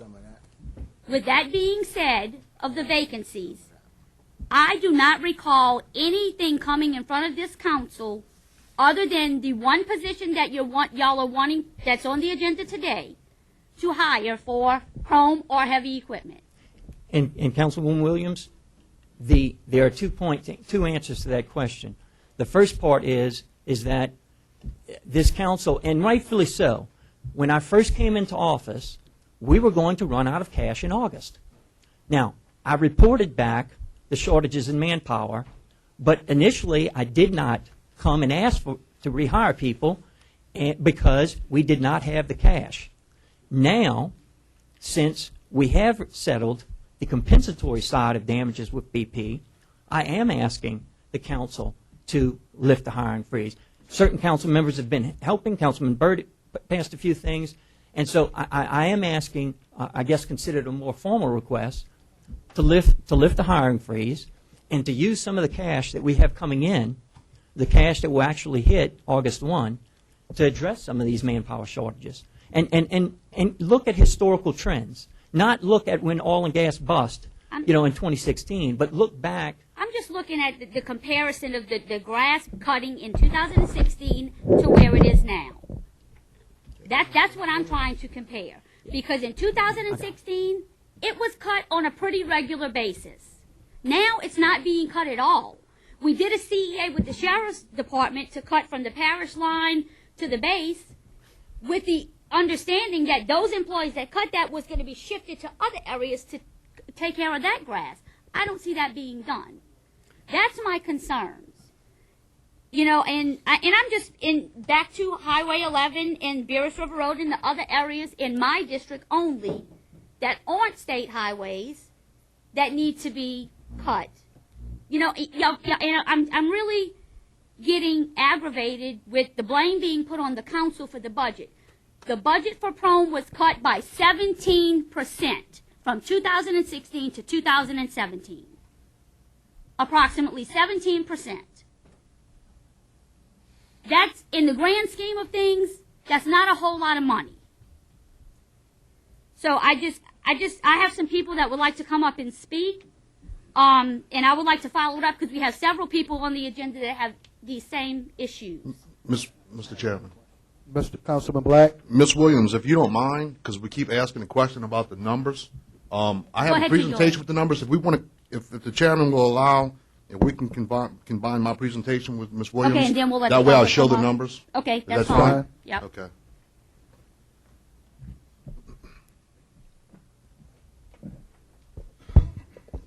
It's crazy. I would also like it, after the public comes up, I would like Mr. Leopold to come up and speak on the issue with the contract and DOTD. All right, unfortunately, it's a little dark here, some of these photos, but that's the welcome to Plaquemines Parish sign. Unfortunately, you can't see it because the grass is covering it. So that's the first thing you basically see when you come into this parish. You can turn one of those lights back on. All right, that's fine. Thank you. All right, just proceed. I'm just going to go right down Woodland Highway. This is Bailey Estates. This is the drainage ditch. Chapel Hill, drainage ditch. Pleasant Ridge, and this is Pleasant Ridge. They cut it themselves, but as you can see in the background, that's the parish's responsibility. It's about 4 foot higher than what it should be. Continue. Coming out of Cambridge, Mr. Leopold Street here. That's close by, but I mean you can't barely even see the stop sign. You can't even see the cars approaching westbound on 406. Continue, please. Industry Canal Bridge, and this is one of our major outfall canals that's blocked up because all this grass and stuff in this drainage ditch. Strip Mall, you can see that vehicle. This is me stopped in my vehicle. You can't even see that vehicle coming. It's about 30 feet away. So we're going to have people coming. This car is going westbound on 406. If somebody pulls out, they're going to get killed. Continue. Now this public complaint was put in back in June. It was requested by the Belchase Garden Club. We put that request in. The reason why they wanted that grass cut is so they can go out there and put up American flags for 4th of July to celebrate our independence. And that grass was like that yesterday. They were not able to put those flags out there to celebrate our independence because the director of operations did not answer that complaint. I never received an email back or a phone call back. So guess what? No flags were put out. No flags. That's traditionally been put out for years. Continue. East X, East Y on the north side, Fort St. Leon. Shirley Street, Planters Canal. This has been blocked up for a couple years. I got residents on the end of Planters Canal whose sewers are backing up because these drains won't drain. Because that thing has never been cut since I've been in office. Never. Continue. Look how disgusting this is. This is Mildred Street on the north side. You can't even see the sign on New Street. Talk about a hazard. You can continue. Alpha Street and Ernest Street. That's a drainage servitude. That's where people's drains go. You don't think people are getting watered in their homes? You can continue. This is from the other side, Alpha and Burnmaster. Same situation. All those numbers at the bottom are public service requests that I've been putting in over the years. Those are the open ones that haven't been answered. Same situation, Alfred and Burnmaster Street. East 3rd, that's a main outfall canal, Industry Canal, blocked up from high grass. Main Street, can't even see the street sign. Now that's right next to a levee. I'm not sure about the levee cutting, but that is a parish servitude, parish right-of-way. Can't even see the street sign. Don't even know how fast you're supposed to go on Main Street. Falk Riverwood, same thing. Can't even see the fire hydrant. Hope there's not a fire. The fire department can't even find a hydrant. You can continue. All right, so we want to talk about facts. I just wanted to point out exactly what a fact is. I mean, so I'll give you a second just to read what a fact is, but I won't bore you with that. Continue on, please. This is Prom's responsibilities, okay? Very simple. Maintains all parish property and right-of-ways, levees, and state highways. Prom also operates and maintains the parish street sweeper, fills potholes, maintains growth around drains, culverts, signs, poles, mile markers, cuts trees, fills sandbags. Now you can continue. All right, now here are the facts. In 2014, Prom had 40 people, 40 employees. Now, this is not a spreadsheet I made up. This is directly out of the budget book. This is directly from finance. This is information I got from finance within the last couple days. This is directly out of those budget books. 40 employees in Prom the year before this council came into office. Next slide, please. In 2015, this council actually increased it to 45. 45 people. That is with the deficit. We went from $100 a barrel of oil to $35, but yet we still increased to 45 employees in Prom. Continue. Out of all the cutbacks we made, we cut one person out of Prom. One. This is the budgeted Prom manpower book. We X'd out the names. We didn't want to have any personnel issues, but these are the actual numbers. This is not some slideshow that was made up or some spreadsheet. These are actual numbers from the adopted budget. 44 employees. Continue, please. Now, we had a big issue in 2017. I mean, you guys all remember what happened. We went from 40 to 33, as the president just said. 40 to 33. So now go to the actual. Currently, we have 31. We have 2 new ones that are coming on board on Monday. We just talked to Civil Service. They start on Monday. That's being hired. There's also an additional 2 funded vacant positions. 2 funded vacant positions. So we went from 40 last year to 33. Like Ms. Williams said, that's a difference of 17.5%. So you continue, please. So here it is all in summary. In 2010, this is when the Plaquemines Parish Comprehensive Master Plan was done. We had 43 Prom employees, not 58 or 59. This is what we actually had. 14, 40, 15, 45, 16, 44, 17 with the budget crisis. We cut it to 33. Today we have 31, and we have 2 funded that are being filled this week. So the reduction in Prom manpower since 2014 has only been 17.5%. Those are indisputable facts. Those are facts that came out of the budget books, the adopted budget books, and the actual budget that was provided to us by Finance Department. Those are actual facts. We have the names associated with all 33 of those employees. So I'm kind of sick and tired of sitting up here and listening to and reading on Facebook, social media, that the council has cut the manpower 90%. And I know everybody's heard that or saw it, that the council has cut the workforce by 90%. That is an absolute lie. It's propaganda, and it's ridiculous. It's a safety issue that's a major concern. If you can continue. Not only to mention the 33 employees, but we also have other public groundskeepers that are in the budget. Currently, we have 9 public groundskeepers. And if you read exactly what those public groundskeepers do, the Public Grounds Maintenance Division also plays a role in public rights of way of maintenance and is responsible for maintaining all public grounds and servitudes, for cleaning and manicuring parks and ball fields.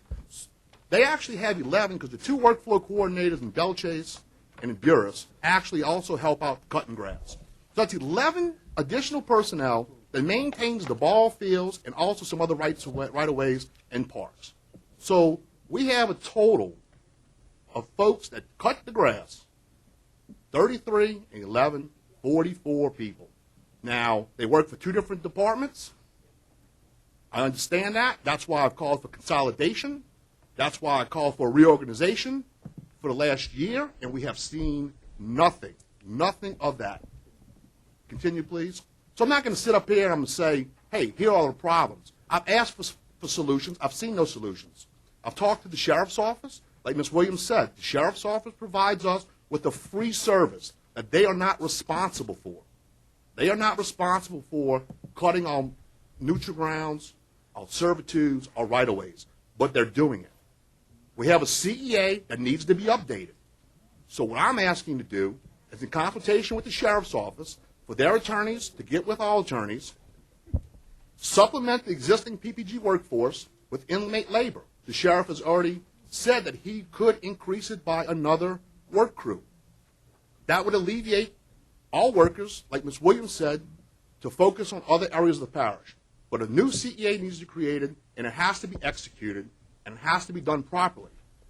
I also think that in exchange for their services, since PPSO actually has to pay for the fuel, the vehicles, the oversight of the inmates, those are salaries, insurances, benefits, all that needs to be reimbursed. So there's a resolution on the table now to have the tomato shed, the pumpkin, moved to the Solvance District as a community center. If that's moved, the sheriff's office is going to need space for the detectives and narcotics. When the council moves to building 203, it's going to open up room in building 100, which the council has already adopted a resolution for the administration to move, thereby vacating the second floor of the Popage building. Point of order. Point of order. We're talking about grasses. Point of order. I'm talking about the CEA. Point of order. Okay. Well, we'll get to that later then. All right. The next solution. So this is the next solution. So there's multiple solutions. And this was done, and this is taken directly from the 2010 Comprehensive Master Plan for the parish. After multiple interviews with parish officials, it indicates that some services provided by the parish will be less expensive to the taxpayer if they were turned over to the private sector to run. There are many variations of this form of government administration that are in use across the country. Where the parish owns facilities and equipment, it can lease them to private businesses to operate subject to competitive bids, or even sell assets and turn the entire service over to a business that will enter an agreement and provide the services for a public fee that is subject to license regulations by the parish. Now, I also want you to note, Excuse me. this wouldn't be a... That's in reference to cutting grass, right? Yes, it is. All right. Yes, this is a solution to the manpower issue that the president says we have. So every year, during the winter months, and this was noted in the comprehensive master plan, that the prime crew has exactly 3.5 months of downtime, which is typically used for maintenance activities. Because the need for this program is only seasonal, the parish could decrease operational costs by employing its staff seasonally or combining crews in order to share equipment and labor costs. I'm not saying reduce the workforce. I'm saying keep the workforce as it is. Let them focus on the levees. Let them focus on the levees, some parks, the recreation facilities. I think we have enough people, 44 people, to do that. Then go out and contract folks to do the other areas. If we don't want to negotiate with the state, I'm sure the state would like to come in and probably contract it out themselves. We wouldn't receive the $185,000 received now, which the president says is not enough anyway. So let the state representative take that to the state and let them deal with it through DOTD. It's as simple as that. I mean, that's a couple solutions that I'm bringing to the table, and I'm just bringing the facts of the manpower because I'm tired of hearing the rhetoric and I'm tired of hearing the miscommunication. That's all. Mr. President. Councilmember Black, I resent the implications that I'm giving false data because, and the public can check, from the year 2004, you gave up dates from the 2010 manpower budget and from 2016. My data was from 2004, 2011, and 2017. Now, so the implications that you're the only one giving facts from the budget, I've got these budget numbers from the budget book. It's public record. Anybody can look at it. My numbers were 100% accurate. But the question, if I may finish. Now, as a businessman, Thank you. As a businessman, I appreciate the photos of high grass along Highway 23 and these state highways. As a businessman, we shouldn't, the offer of paying $180,000 to the parish for us to do their work, as a businessman, my natural reaction is say, just what I did.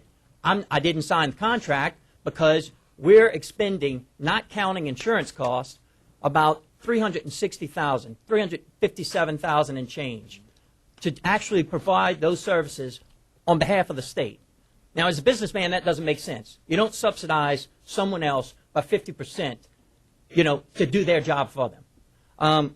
Now, I recognize, though, that the public wants those state highways cut, and I want those state highways cut. And all I'm looking back to how we've always done it in this parish, which I think we have a pretty good parish. I don't think it's that bad of a place. And so we can learn from history, look back at the 2004 numbers, how we did it, look back at the 2011 numbers, go back, look at any date you want. Go from the 1990s on forward and look at those numbers. It's public record. We're going to negotiate to the best of our ability with DOTD. And look, the state's having problems as well. I don't doubt Mr. Morvant's sincerity when he says that the state legislature couldn't fix their budget problems, and they have money issues, and that's why they can't offer more than $180,000 to do this job. But I'm here to represent Plaquemines Parish, and so I'm not representing the state of Louisiana. And I believe we ought to represent our interests to the best of our abilities. Councilman Black? Yeah, so I have a couple things I want to disagree with you about. The first thing I want to disagree with you about is I don't think we have a pretty good parish. I think we have a great parish. I'm not sure how the parish president can sit up here and say we have a pretty good parish. I think we have a damn great parish. Point of order, please. So I'm just Point of order. Can I continue then? Yes, but point of order. All right, now we talk about the 2004 budget. Who cares about what the manpower was in 2004? Are we using that because Mr. Roussel was the president? Is that why? I mean, I don't know. Are we making this thing political is my question. Because I think the question, we need to not get political, as you say. Right, I know. We need to address excuse me. Let's just address the issues. Yeah, I just wanted to know why we so caught up on the 2004 numbers 13 years ago. I'm talking about numbers from 2014, the year before we got in office, till we are now. So you're telling me for the last 13 years we were unable to cut grass? I mean, can anybody look back and remember the grass not being cut for the last 13 years? This has just been a problem that just started, and it's the same amount of manpower. It's actually a reduction of 17.5% of manpower. The next thing I want to say is that when I sit up here, yeah, there is business that needs to be done, but I'm not sitting up here, Mr. President, as a businessman. I'm sitting up here as a public servant. So when the grass is so high on the state highway, whether it's 406, 39, 23, if it's a safety concern, I can care less about how much money it's costing us. Because LA 23, as you may know, and the sheriff's office will probably come up here and testify to it, is one of the most dangerous state highways in the state, maybe even the country. Because I've worked as a deputy, many fatalities on that highway. And I'm not going to sit up here and nitpick about a couple $1,000s in negotiations with the state that should have been done months and months ago, and nothing's been done, and watch the grass grow so high where it causes a safety issue for the residents of this parish. Because if a resident dies on one of these state highways because we refused to cut the grass because we had an issue with the state in negotiating the budget because you're a businessman, Shame on us. Shame on us. Yeah, Mr. Councilman, then Mr. Burt. Yes. President. And Chairman Black, I agree with you. You stated that you could care less about how much it cost. And that's why today I asked you to not block the BP money, to allow us to use the money to get this job done. That would be logically consistent. So we agree on that point. And that's Councilman, excuse me. Councilman Burt. I'd just like to make a brief statement. Back on March the 14th, I had a meeting with Mr. Stanley Wallace, Ken Dugas, and I believe Shane Landry to discuss this very DOTD contract. So that was March, and we're at July 13th right now. I just can't understand why it took so long to engage the state in negotiations and us just failing to act and cut the grass. Councilmember Burt, it's because the state has refused or did not go up on that contract. And they're saying, and I think they're sincere, the state legislature has not fixed the budget problems. They're having money issues, and their money issues are even worse than ours. So I think that's the reason why they can't go, they haven't come up on those numbers. I don't think they're being insincere about it. My question is, at what point did the parish engage the state? When did you try to start negotiations? Was it after it expired or prior to? No, we've spoken before. Yeah, I just want to clarify the record. Back to 2004, the price of oil was $48 a barrel, and because of our management skills, we were able to cut the grass and have all those employees. And that, my friends, was a softball. Okay, Ms. Williams, then Mr. Wallace. Yes, I understand it is a state highway, but this is our community. And this is our residents and citizens and our visitors who are being jeopardized, their safety is being jeopardized because of these issues. You know, I don't understand it. To me, it's a priority. I got a phone call last week from one of my constituents who contacted Mr. Wallace's office and asked when would the grass be cut. He didn't speak to Mr. Wallace. She spoke to her assistant. They were advised to put a request in to me, their council member, for the grass on the levees and the grass on Highway 23, which is a direct duty for that department. A special request or a public request is not required for that. So I don't see why that was even told when this is what these people are hired to do. If they can't do their jobs, then we need to get somebody that can do it. And Councilwoman Williams, you stated it's a priority for you on Highway 23 and the state highways.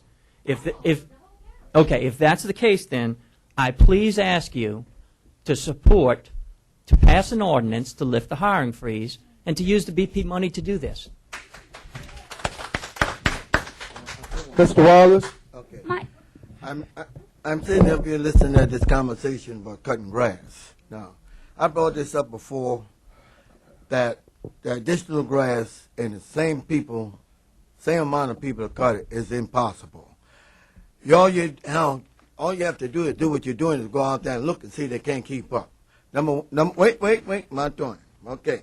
Right now, I got 14 tractors parked over there that they can't cut. There's nobody on them to cut grass. Sir, you have 22. Wait a minute. I haven't finished. Ms. Williams, please. I got 8 boom cutters out there that cut the ditches or parked with nobody on them. They got 2 ditch bank cutters or parked with nobody on them. They got, you talking about cutting the parks? I got 5 of those, the lawnmowers, the big lawnmowers. They're parked with nobody on them. Now, you tell me they don't run by themselves, Miss Williams. That's for sure. Okay, well, the parks, let's go back to the parks. If you have 5 lawnmowers parked, can you please send one down to those 3 employees on the southern end so they can use it to cut the parks down there? As far as your tractors being parked, it's my knowledge that we have a total of 24 tractors that are in working condition. I didn't say they was not walking. We have 22 tractor drivers. Mr. Wallace, wait. It's my turn. Wait, Mr. Wallace. We have 22 tractor drivers according to the manpower information that I got from finance. So if you have 24 tractors and 22 drivers, you should have 22 tractors running, cutting grass. I haven't seen tractors cutting grass anywhere until maybe about 2 days ago. And I'm up and down the highway. Now, they may have been on the East Bank. They may have been, somewhere else, but not along Highway 23 or on the levees from Port Sulphur down.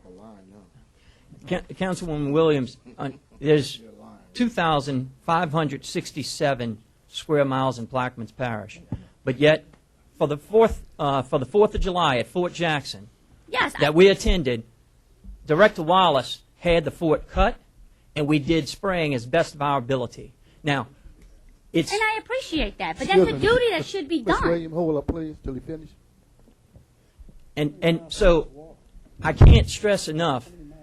Look, everyone is in favor of levies, but when you add miles and miles and miles of levies, such as when the prior council accepted the donation of the Myrtle Grove levee system, and when we added all these new structures about an intercoastal canal, it added additional work. So in reality, we have more to cut than we had in prior years. So that's why we're asking for more people. Okay. And to get people on those 14 tractors that are collecting dust right now because there's no one to ride them. Well, back to the question. We have 22 tractor drivers.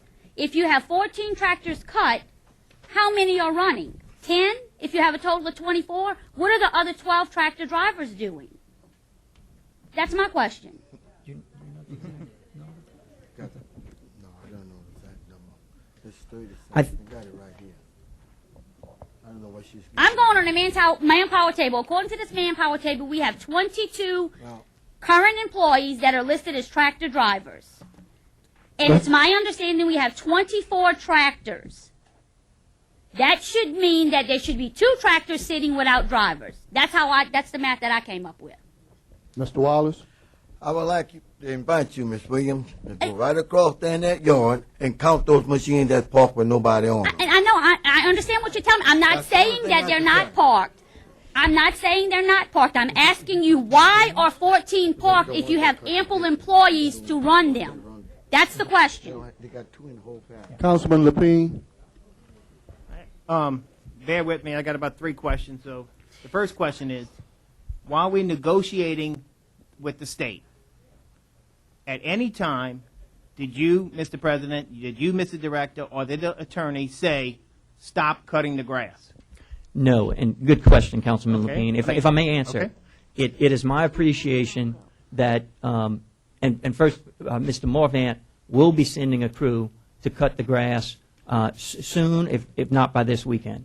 So it's their duty. I did not sign a contract, and they will be assuming that. We will continue in negotiation, but that's a great question. Okay, again, for clarity, because a lot of rumors circulate that our attorney said, since the contract is not in place, stop cutting grass. Is that true or incorrect? No. I advise that you do not cut the grass if we do not have a contract, because then you own any liability associated with the. There wasn't a contract signed last year either, and we cut the grass. Okay, Please. Thank you. Thank you. Okay, that answered my question. My next question is, just got an email from Director Giles yesterday, and I just want to clarify it.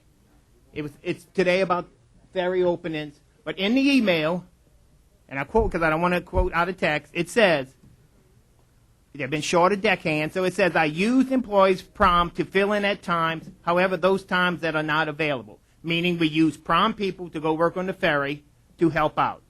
Is that correct? On weekends. Huh? We have. On weekends. On weekends. Okay, that's fine. Okay, with that analogy being said, could we use pump operators when it's sunshine and not pumping station to cut grass?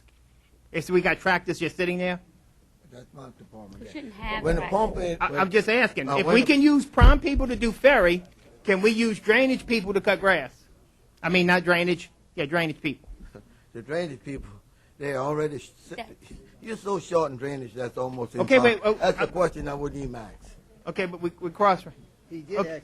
Based on the information that's provided, we have enough tractors to use the drivers that we have. Okay. Why are the tractors sitting? That's the question that I need answered. Councilwoman Williams, if I may, which types of tractors? Because we have bush hogs and we have the boom things that also run. Mr. And the Edgecombe's going to tell the you boom about things are. tractors. You have eight booms. Excuse me, Councilman. That's right. Sorry. I'm sorry, Kirk. Thank you. One last question.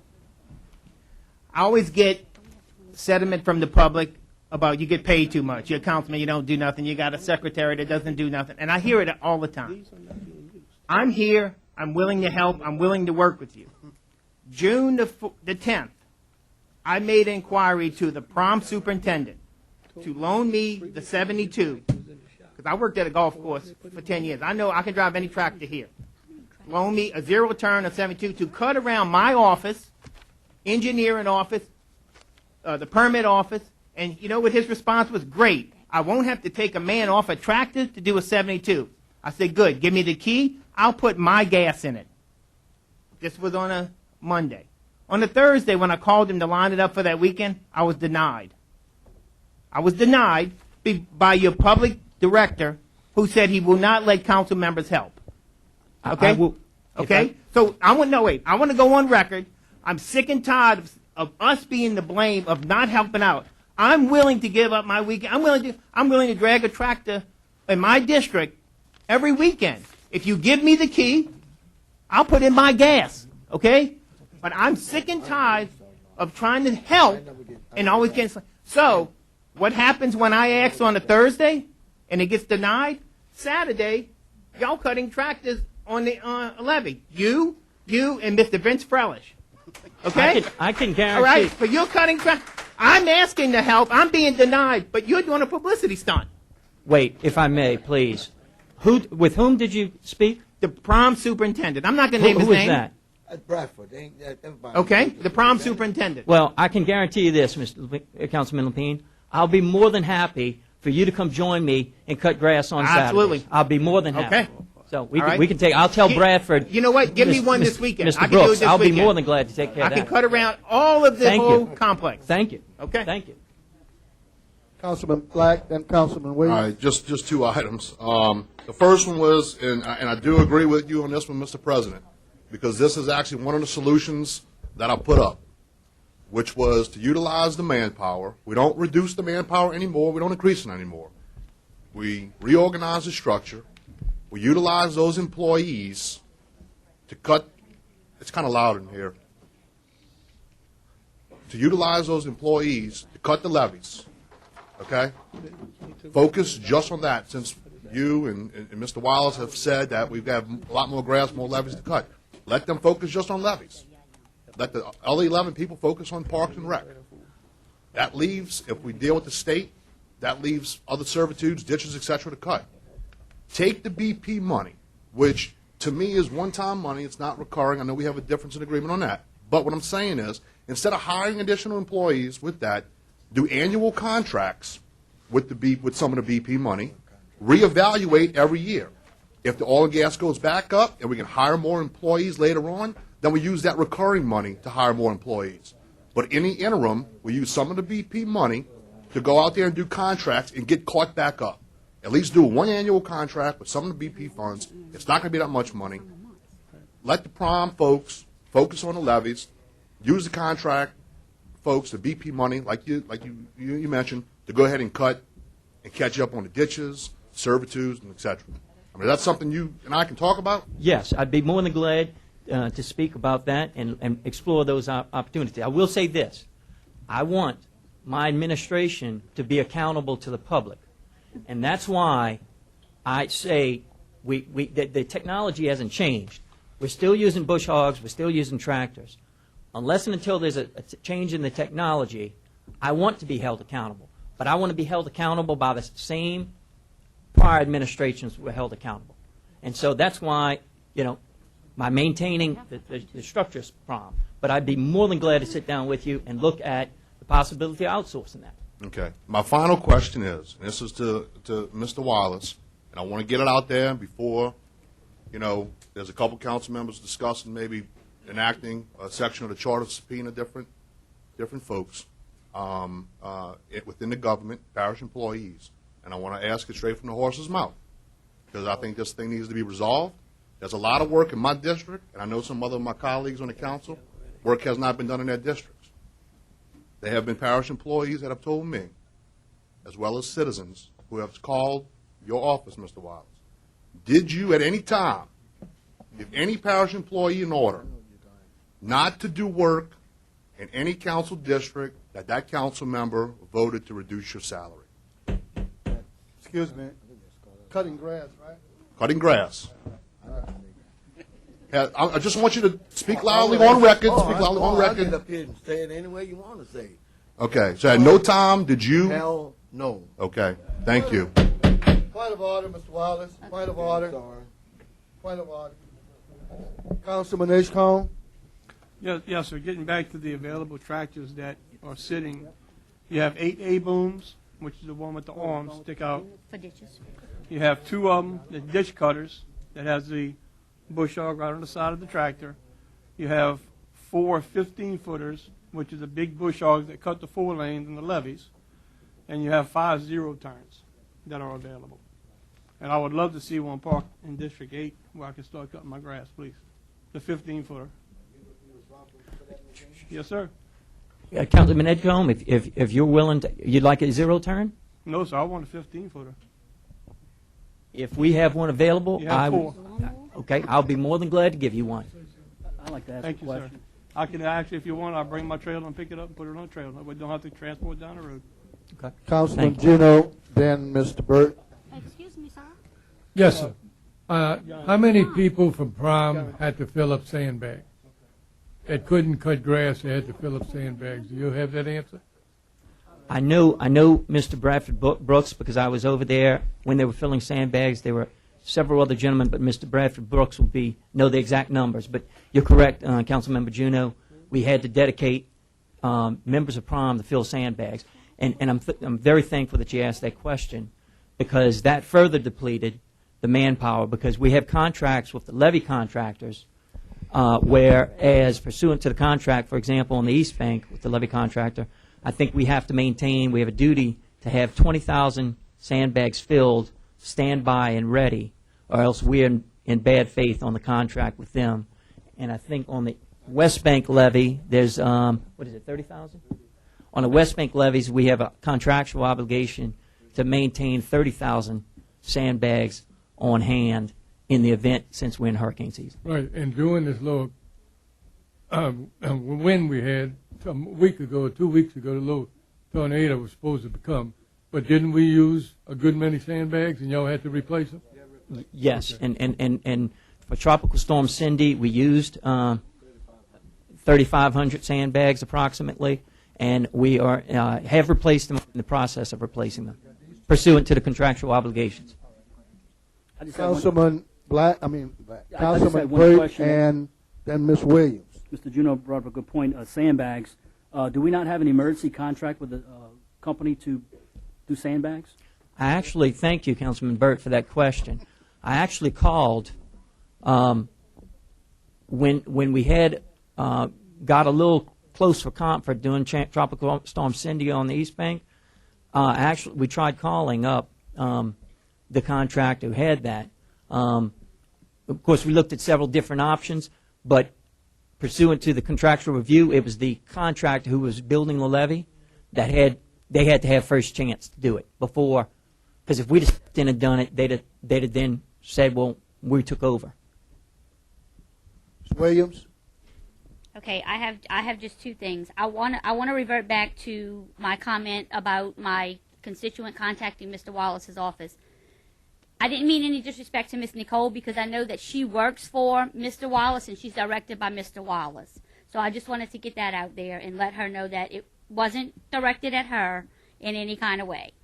Again, of the 24 tractors that we have available, which includes everything Mr.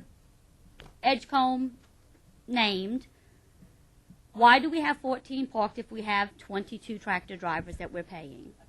Can somebody please answer that question? I would have to have Mr. Brooks here to answer that direct, but I could tell you, I'm not making up. This is what we got. This is what we're going to have, and I can't give you nothing what I don't have. No, what I'm just saying, Mr. Wallace, and I don't want to keep arguing back and forth. We are paying 22 tractor drivers. And you said we have 14 parked. We have 14 parked. Out of a total of 24, approximately. Don't hold me to that. You call me tomorrow morning. I'm just approximately. You call me tomorrow morning, I'll give you exactly. Okay, well, I won't guess. But just why do we have all those tractors parked if we're paying 22 tractor drivers? Call me tomorrow morning, I'll give you the exact number. Yeah.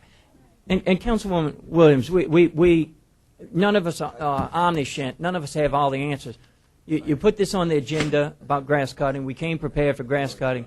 But yeah, if you have specific questions like that, please get them to us. We'll get you the answers. But when you get into the minutia, I mean, that wasn't on the agenda. So we're It has to do You know, with in grass other cutting, par- though. in other Y'all- pa- with the manpower that y'all are saying y'all don't have. Yeah, in other parishes, I know in Lafourche Parish, if the question is not submitted in writing a week before the council meeting, the administration over there just doesn't answer it. So well, we're trying that's to answer. not a rule here, and Well, I mean, well, I'm just yeah, but we're trying to answer. okay. All right, I'm done here. I'm going to open it up for the public. Some people came to make comments. Before we do that, we have two councilmen that comment, Mr. Councilman Black, then Councilman Lapine. I just have one question. I mean, we have a lot of councilmen, members asking to cut grass. Mr. Dahl, you first order of business. Are those council members protected by insurance? Is that within our policy? You don't have to.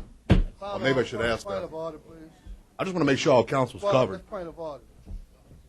All right, Mr. Lapine, Councilman Lapine. I have a clarification and a statement. The clarification is, I was told by the prom superintendent I could. I want to say that he never told me no. It was the director told him no, gave him a direct order. So I don't want to say that the prom superintendent told me no. He told me yes first, and then I was told no. And I want to thank, he's in the audience today, is Sheriff Turlidge for all the grass cutting that he's allowed the prisoners to do. I wish you could, and I want to thank you, Sheriff, for stepping up and allowing those inmates to work, and I appreciate that. Thank you. Mr. Wallace, then we'll go to the audience.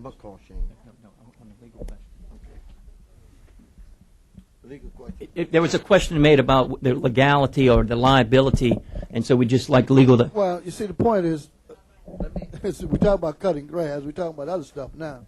Then that's a point of order. So I prefer that if you got an email, send it to Councilman Black.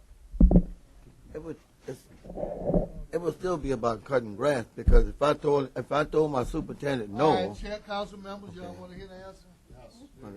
Okay.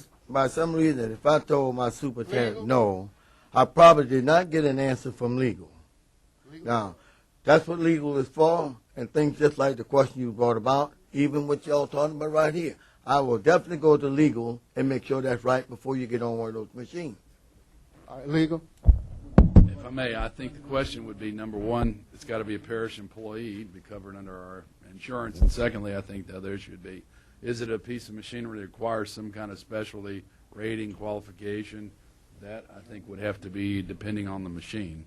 So I think that would be something any of the supervisors would have to make a judgment call on.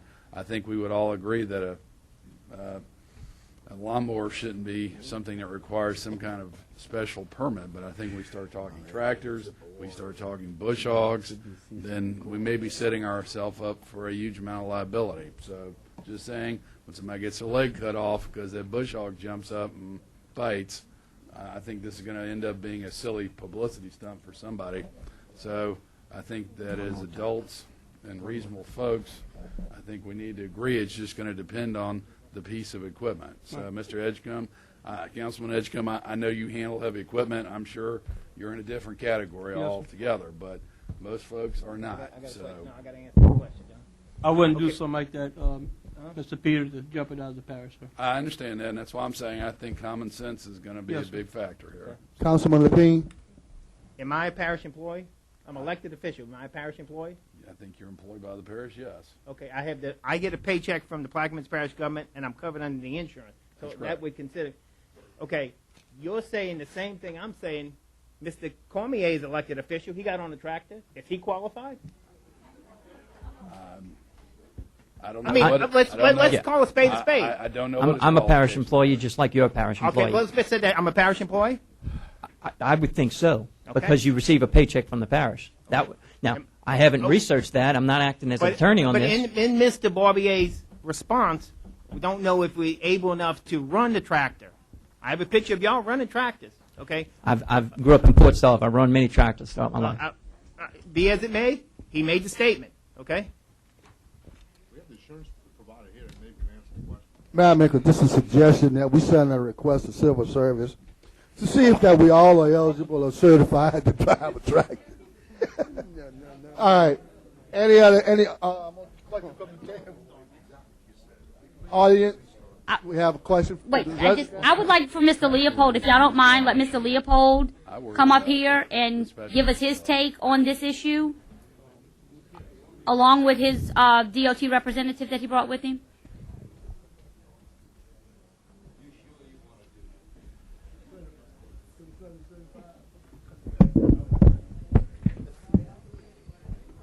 It's great to be here today. Good to see y'all. With me is Mr. Chris Morvant, on the side of me, who's the district director for DOTD in Bridge City. And I became aware of this issue through social media and on the street. I wasn't contacted by the parish at all. There were some subsequent conversations with some council members, but I took it upon myself because there was a state issue involved and got a copy of the contract and called DOTD to see what, in fact, the state's obligation has been historically. And historically, the parish government, and that's not the case in all parishes, but in Plaquemines Parish, the parish government was always on the contract with the state to get paid a portion of the total cost to maintain the state right-of-way, and only the state right-of-way, not the levees, in Plaquemines Parish. Yes, the legislature has had problems balancing its budget, but we did. On this particular expense, we did not reduce it. We were able to maintain it. There were no reductions in this expense whatsoever. It's based on the mile of right-of-way, like it has been. It's adjusted from time to time based on that mileage changing. As you know, the contract has expired, so there is no contract. It's my understanding that the state came down here yesterday on its own and toured the parish and has made the decision starting tomorrow that it will cut the neutral grounds to bring it back to a point of safety, which is the issue here, public safety, regardless of which level of government has to provide it. We got to get, that's a basic function of government. From Empire South, those medians will be addressed first because in the DOTD's drive-through, they thought that those were the worst. And from that point, address the issue based on the severity from worse to less. It is in hope that during this short interim period, that we're out of the contract period, that something gets resolved either to go back to the condition as it was before in terms of the parties involved in the contract, or seek someone else to give basically $180,000 to cut the right-of-way. No, it's not enough money to cut the entire right-of-way at the level that people expect. It's enough by state by the state law, or the way that it's been done, to average somewhere between 4 and 5 cuts a year. But in most municipalities and parishes, the government is already out there cutting the grass already. A lot of the expenses are spread out amongst other departments and other responsibilities similar within those departments. That to take the base that the state gives you and integrate in or blend in the other grass responsibilities in this case to get it to a level that the people not only expect but demand. So that's what the state's willing to do. So they're going to work Friday, Saturday, and Sunday. And I want to thank DOTD and the state not only for their help in this, but in a lot of the other projects we've been able to bring to the area. It's a big picture approach here. So we may not necessarily be getting every penny we think that we need to do that specific job, but again, it's part of the big picture. So I just wanted to come and present that strictly on the state perspective, because I was compelled to, because it's a basic service that the citizens need to have, need to expect, and we all need to live by. I appreciate the gesture that y'all are taking. It is a state responsibility, as you stated. But my question to you would be, is this contract negotiable? Since Mr. Cormier's intent is to seek additional funding and increase the contract, is this negotiable, or is it a set rate? It's my understanding, and I have Mr. Morvan here, that it's a set rate. The only variable is the miles covered. Thank you. And thank y'all for coming out and helping us out and, well, doing your job. You're welcome. Yes. Mr. Leopold? Ms. Williams? Yes, ma'am. If I understood you correctly, you said the medians are going to be cut Empire South? beginning Empire South first, yes, and then working in other areas based on the level of grass or what the DOTD sees as the order of priority. But in the person's drive-through yesterday, he was of the opinion that in that basic vicinity, the grass was the highest. Okay, and who's the person that leading it? Is this the guy that That's his department. It wasn't him specifically. okay, and what's your name, sir? Chris Marvin. And I would like to get a number from you before day's end, okay? Thank Mr. you. Councilman Ashcombe. Yes, thank you, Mr. Chair. Chris, I'd like to thank you for doing what you did in this matter. Also, Mr. Morvan, thank you. I appreciate what you're doing to try to get the roads back safe like they should be. And also, I would like to thank the gentleman, Mr. Nelson, who did come down during Tropical Storm Cindy and clean the drains out. I know this is not grass, but clean the drains out from Empire Bridge south to the flagpole where it always floods. I appreciate that. We'll pass it on. Mr. Roussel? Yes. How long has the contract been expired or not signed? June 30 is the date. So you had a signed contract through June the 30th? Yes. And so the contract covers state highways on East Bank and the West Bank? Yes, all state highways in the parish.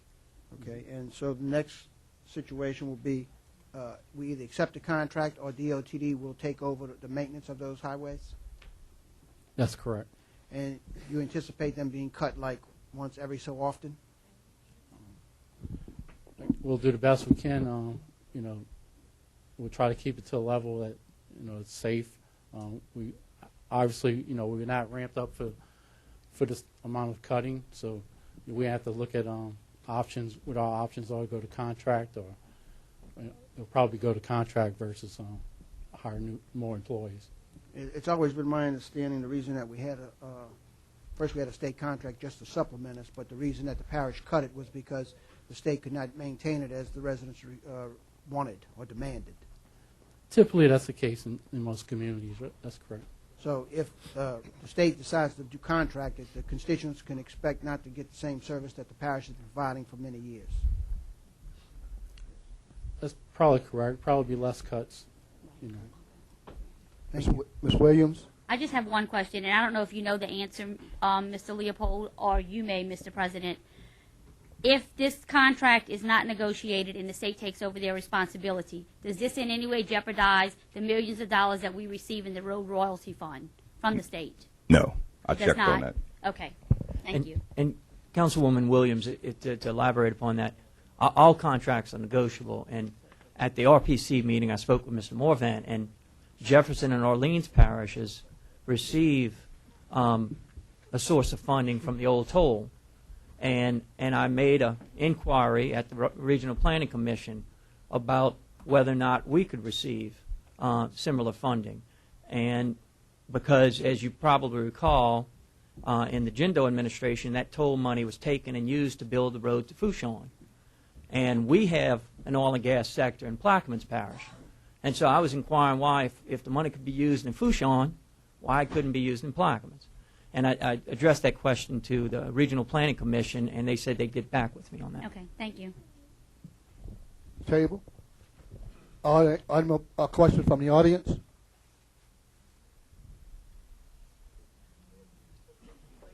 Audience? My concern is I appreciate and I have concerns. I'm Nancy LaHaye, 426 Planters Canal Road, Mr. Black's district. I am the person, I think, that he referred to that sewer is trying to back up into my house because the water can't get to the lift station. I pay for my ditch and my canal. I pay twice a week for it to be cut and cleaned twice a week, as does Mr. Harden that lives next door to me. From Mr. Harden on to Shirley Street, nothing has been done. It's just grown up. It's trees. I don't know what else is in it. There's a canal that comes off of Planters Canal that runs behind Shirley, the property of Shirley Street, the backside of Shirley, and goes down New Street. That is, they dug that out years ago. They dug that out for more drainage. That's all grown up. One of the pictures I recognized that you showed was the one at the corner of Shirley where all of this water has to go. The water in front of my canal, Alan Hero's office, my house, and Mr. Harden's was higher than the big pipe because it couldn't go any further. That water is trying to back up into my house. I have been back there 50 years. Not 2004, 50 years. Every day. I worked for Heroes for 40 years, and I have lived back there, and I currently live next door to the office. Never, ever, ever has this happened. Never. Even when the canal in front of my house and Mr. Harden's wasn't being kept up, I hire guys that go down and weed eat the whole canal bank and down in the bottom of the canal. It's above the pipes. Now, Severn Trent came out. I had water shooting up from the cleanout. There's a cleanout on the bank of the canal. I had four things of water shooting up 1.5 feet high from the pressure coming back, trying to come back toward my house. My house is a little bit higher, and one of the gentlemen told me, well, you know, your house is lower and it's coming. That house is 100 years old, and it didn't sink the last 3 months. And since this rain, this has all happened since this last rain, and since none of this is being cut. It just isn't being cut. I don't care whose fault it is. I want it to be cut. Because I'm going to come to somebody to buy my house, because if my neighbor's poop comes in my house, I'm moving. So somebody needs to buy my house. I have begged to get this done. It's obvious. It's terrible. It should be cut, and I understand it's short. But if you're short so many people, there's been a big controversy on how many people, but when it hasn't been cut for months, I mean, you can be a little short of people, but I'm talking months. We have people, residents of Fort St. Leon, that are now getting out and cutting the rights of ways, and they're having groups come together and weed eating and cutting the rights of ways. They don't have the equipment to cut the ditches. We are drowning over there. And it isn't right that water is trying to and this is just heavy rain. What are we going to do when a hurricane comes? And I've been back there. Somebody has to do something. It isn't acceptable. Thank you. Thank you. Next, please. Next. I'm Beverly Squasich. I'm at 36941 Highway 11 in Buras. And it's the concern of the grasses, which brings the concern of the mosquitoes. I brought my grandkids to the YMCA, and I was afraid of the snakes right there in Buras. And also, we have horses. And that's one of the things, because they don't have nothing to do down there, so my grandchildren don't get on the drugs that the sheriff's office needs to control more better. And because that's all you hear is everybody's on drugs. We're on grass, Miss Beverly. Let's stick to grass. Well, that's the thing. I just wanted I'm trying to keep my grandchildren on the horses, but you can't even ride because the mosquitoes are so bad. That's right. You can't be outside. That's right. I mean, you know, that's the worst as I've ever seen the parish. And she lives on Highway 11, which is a parish highway that we're responsible for. That's to the not river? The state. River Yeah, levee? on the riverside. And the levee, too, which I wish they did cut it yesterday. They did cut the grass on the levee yesterday, so I thank them for that. But, I mean, it's just ridiculous. I mean, it's uncalled for. The mosquitoes, I mean, I've never seen them like that since I was a kid. And, you know, to tell your kids there's nothing for them to do as it is. I mean, you try to keep them involved, but it's ridiculous. Thank you. All right. Next, please. Good afternoon. My name is Nancy Fridge. I live at 124 Primrose Drive. I'm in Councilman Black's district, and I'm also a member of the Bell Chase Garden Club. And I don't know if you guys know or not, but the beautiful sign that is erected at the corner of Bell Chase and Woodland Highways was done so by hard work of our organization. As you remember, there was nothing there for quite some time after it was torn up by the railroad. We were heartbroken that we were unable to install the flags that we purchased at our own expense to put on the post of either side of our parish to welcome the people who were in the base, and also to let everyone know that we are good American citizens. So Councilman Black stepped up to the plate. We did everything we could do short of going and cutting it ourselves, and our husbands kind of said, no, you're not going to do it. So anyway, our question to the council is, what do we as a group need to do to get it clear to the people who live in Plaquemine Parish that we live in a wonderful place, it's a beautiful parish, and it's something that we should be proud of. And right now, I don't think anyone who lives or drives into our parish is proud of what they see. I was told the other day, as I was leaving the strip mall there at the corner of 406 and Highway 23, I almost had a car accident. It would have been my fault, because the sign, the grass, and I think it's one of the photographs that Councilman Black showed, the grass is as tall as the road sign. I was trying to pull out, and had it not been that the guy was paying attention as he was approaching the red light, he would have T-boned me. Who knows what would have happened. But didn't happen, so all is good. So our question is this. Because we have in the past had a cleanup day, we're trying to plan one again. Our project right now is the facility at Paul's. I don't know if any of you have been over there to look at it. It's in deplorable condition. So we have raised some money through a plant sale or whatever, and we're actually going out there on Saturday morning for a work day to see if we can help trim up and mow and what have you. But our question is this. If the state pays the parish a certain amount of money a year, why can't that money be set aside to when we know that the grass situation is going to be the worst, say, from April until October because of, the rain and the what have you?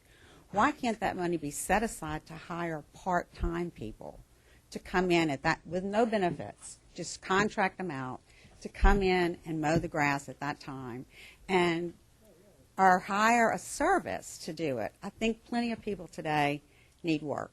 And so I think it would be something that, I'm not a politician by any means. I'm just, a homemaker. But I ran a law office for 25 years, so I know there's ways to get around problems that we have. But we don't want to point the blame at anyone. It's no one's fault. It's everyone's fault.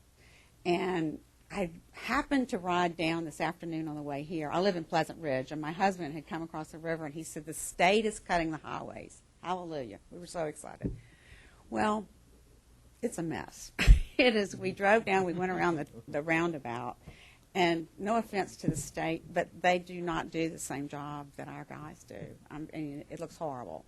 I know it's horrible when it's this tall, but it's horrible when you see ruts and mounds of dirt and mounds of grass or whatever. It's like it's no finish to it. So if we had a choice, we would prefer that the parish be in charge instead of the state.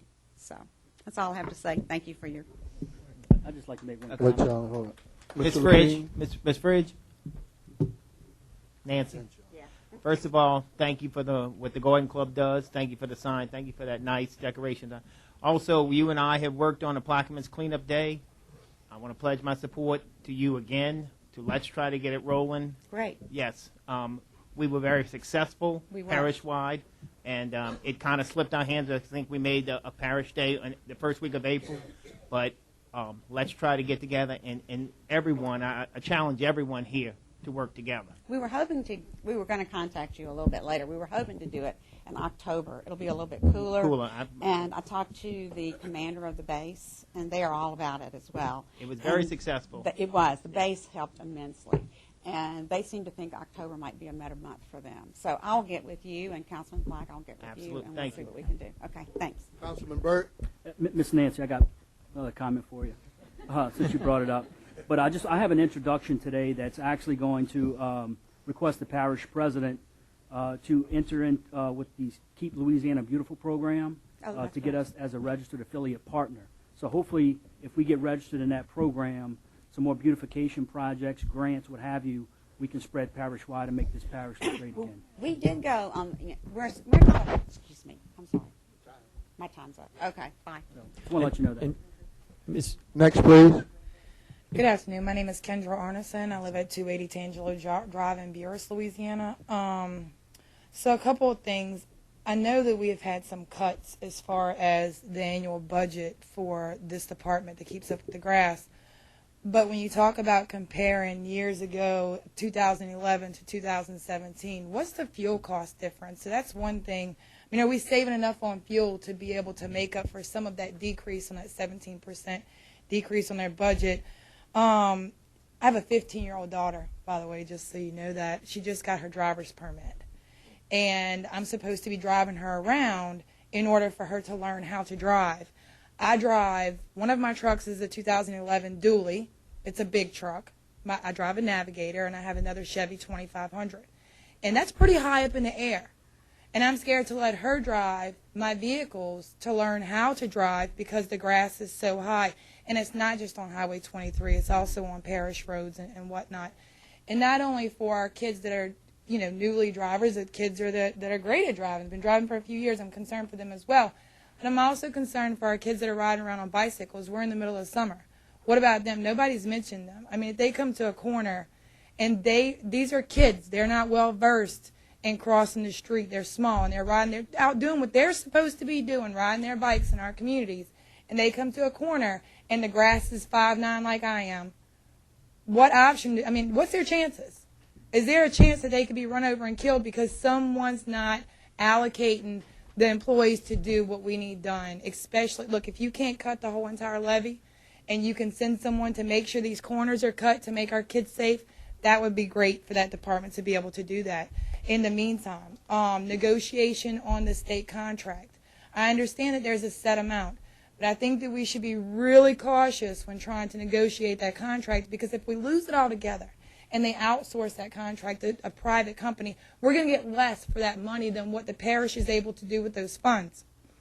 Now, the Fort Jackson. It was just cut for the 4th of July by the parish because it was the 4th of July event. Back for Easter, my family and the Barrios family and multiple other families come together in the community. We go down to the fort. We have a great day, great, healthy activity with our kids. We set up all kinds of games. I told my guys, I said, I want you to do me a favor and I want you to go down there the Thursday before and look at the grounds and see if they're usable because I had heard that it was such a mess. The grounds in the fort were not usable for Easter. So my husband and a couple other guys that come together with this group of people went down to the Fort Jackson and cut the area adjacent to the reservoir underneath all the trees. As soon as David unloaded the lawnmower and started cutting, it's a zero turn and slow to the ground. A big cottonmouth crawled up on the deck with him. Luckily, he wasn't bitten. So there is a liability risk that we as a parish, and all of us taxpayers have to really consider when people are getting on their own equipment and going into areas that are the responsibility of the parish maintenance department. Now, I know that the park in Buras is underneath the management of a different park. However, that management is only allowed to do so much.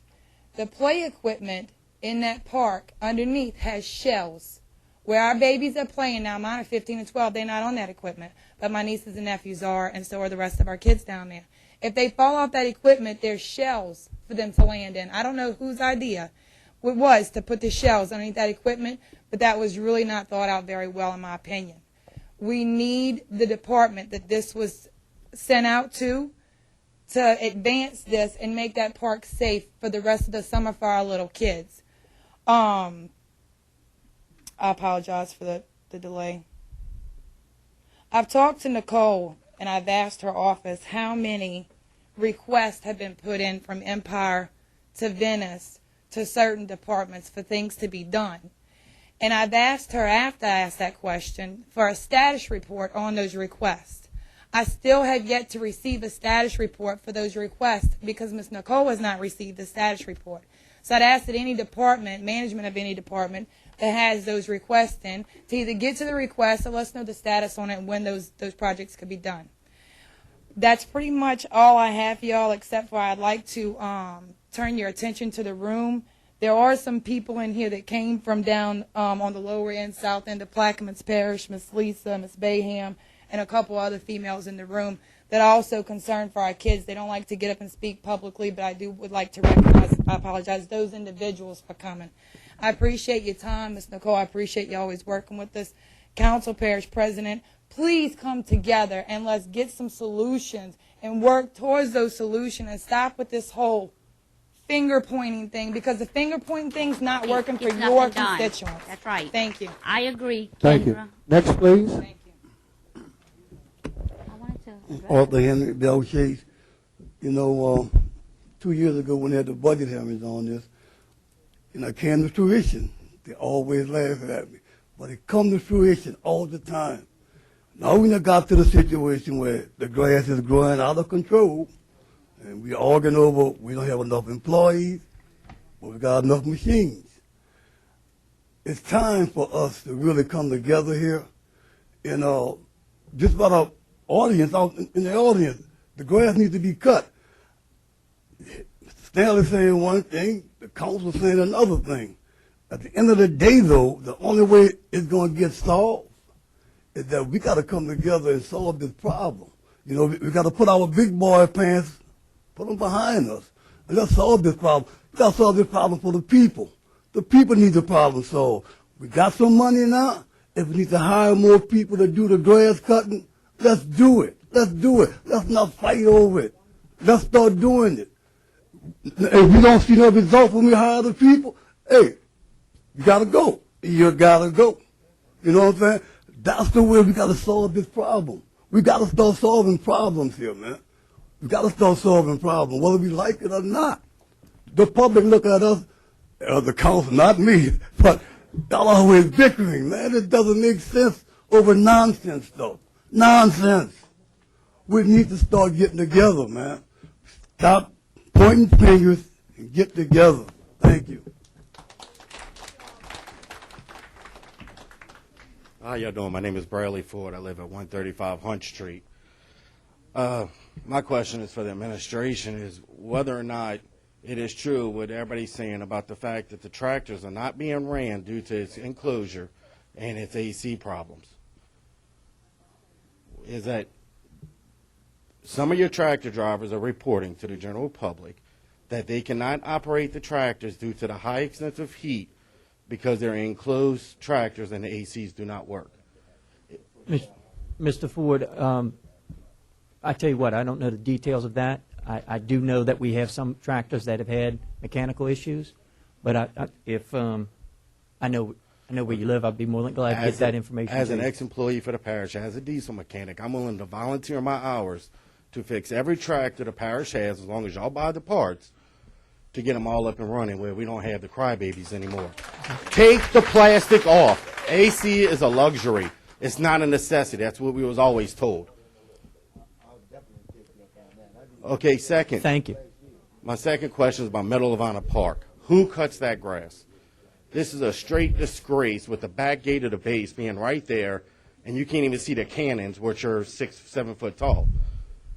I am willing to get it, if y'all give me written permission, I have a backhoe and everything else I need to cut that grass. I will cut it this one time.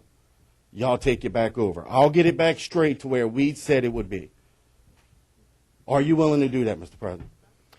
Mr. Ford, I definitely, if we can work on an agreement where with the concerns of liability, I'd be more than glad. I thank you for the diesel mechanic help. Definitely, we can take you up on that offer. On the cutting in Meadow Island Park, let's get together and let's see if we can hammer out something so we can sign. I'll wait for a phone call. Wait, give me your number before you go. Oh, okay. Next, please. Thank you very much. Yes, Warren Lawrence. I'd just like to clarify something that was mentioned here, especially for Mr. Black, is that the lady had complained about the poop and everything with the sewer system. The sewer system in this parish is two separate systems. And the water in the ditch from the drainage should not have any effect on the sewer system. You have either a lift station problem or you have a broken sewer something where it's infiltrating into the sewer system. And I'm just saying is, if Severn Trent, and they have a representative here, will agree with me or come up and acknowledge the two systems are two separate, the drainage problem you have should not cause a problem in the sanitary sewer system. Mr. Excuse me, Mr. Roussel. I'd like to address that because I have similar situation, for instance, on Bergeron Drive, where people have mechanical treatment plants. They're not tied into the public sewer. And so what happens is the outflow pipes that go into the public drainage ditches are not being able to drain, causing the backflow into their system. And so the people like on Bergeron Drive are calling me about the same thing about getting the ditch to flow. And I agree with you 100% where it's not in it. The lady where she's at is on the municipal sewer system. I agree with you when you said it's a sewer treatment plant and the effluent goes into a ditch. You're absolutely right. In her case, where it goes into the municipal sewer system, there should not be an interconnection of any drainage water getting into the sanitary sewer system. You're absolutely right. If it's septic tank or sewer treatment plant and the effluent goes into a ditch, that is correct.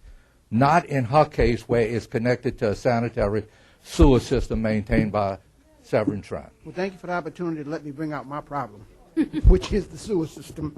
Now, the other issue is that, just as you've heard a lot of discussion about grass cutting, we all put in work request orders.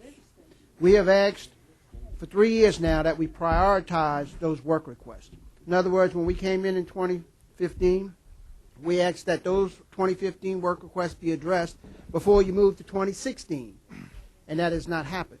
So now we have 2015s that have not been addressed when we ought to be setting priorities to be able to address the work requests that come through these council offices, because the council offices just act as a filter. When you heard earlier in the meeting that someone calls the department and says the levee needs to be cut or something, there's no need for that person to have to pick up the phone and call a councilman's office to make a work request to do something that is their normal procedure. But it happens on a regular basis because the departments are evidently instructed to ask the council members to do that paperwork, which to me doesn't make any sense. It should go, if it goes to a director's office, they take the complaint and they handle it. There should be no need for a council member to have to go back and do a request to the administration who they just hung up from. But anyway, thank you. Yes, sir. All right. State your name and your address. Tony. State your name and your address. Let's keep my address top secret. No, Tony. Tony. You gotta state your name and your address. I'll tell you, Tony. State your name and your address. Oh. Let me keep that top secret in my street. All right, Amos. We went to Brayway Park 2 days ago to see how bad it was then. You don't do the right thing. Go. We went to see how it looked, Amos. You have to state your name and your address. All right. Okay. All right. All right. Any more questions from the table? None. Ms. Williams, closing. I would just like to acknowledge all my constituents in District 9 who took it upon themselves to cut the medians along Highway 23 in the areas that the parish or the state are responsible for. I want to thank the community for coming together and doing this. There's several. I don't want to name any names because I don't want to leave anyone out, but I just want to thank everyone that put an effort into getting this done. And there were several things that were said here that I do think we need to come together. But in reference to the BP money, I don't think we need to. I agree we should contract some stuff out. We don't need to hire any more people because that's one-time money. When that money's gone, then we would have to lay those people off. And back to the request to repair the tractors, That's a great offer, the gentleman that lives on Hunt Street. I forgot your name, sir. I'm sorry.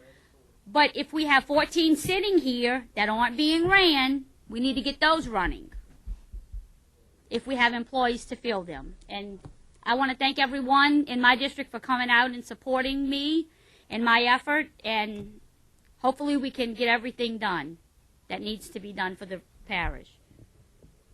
At this time, we'll take a 5-minute break.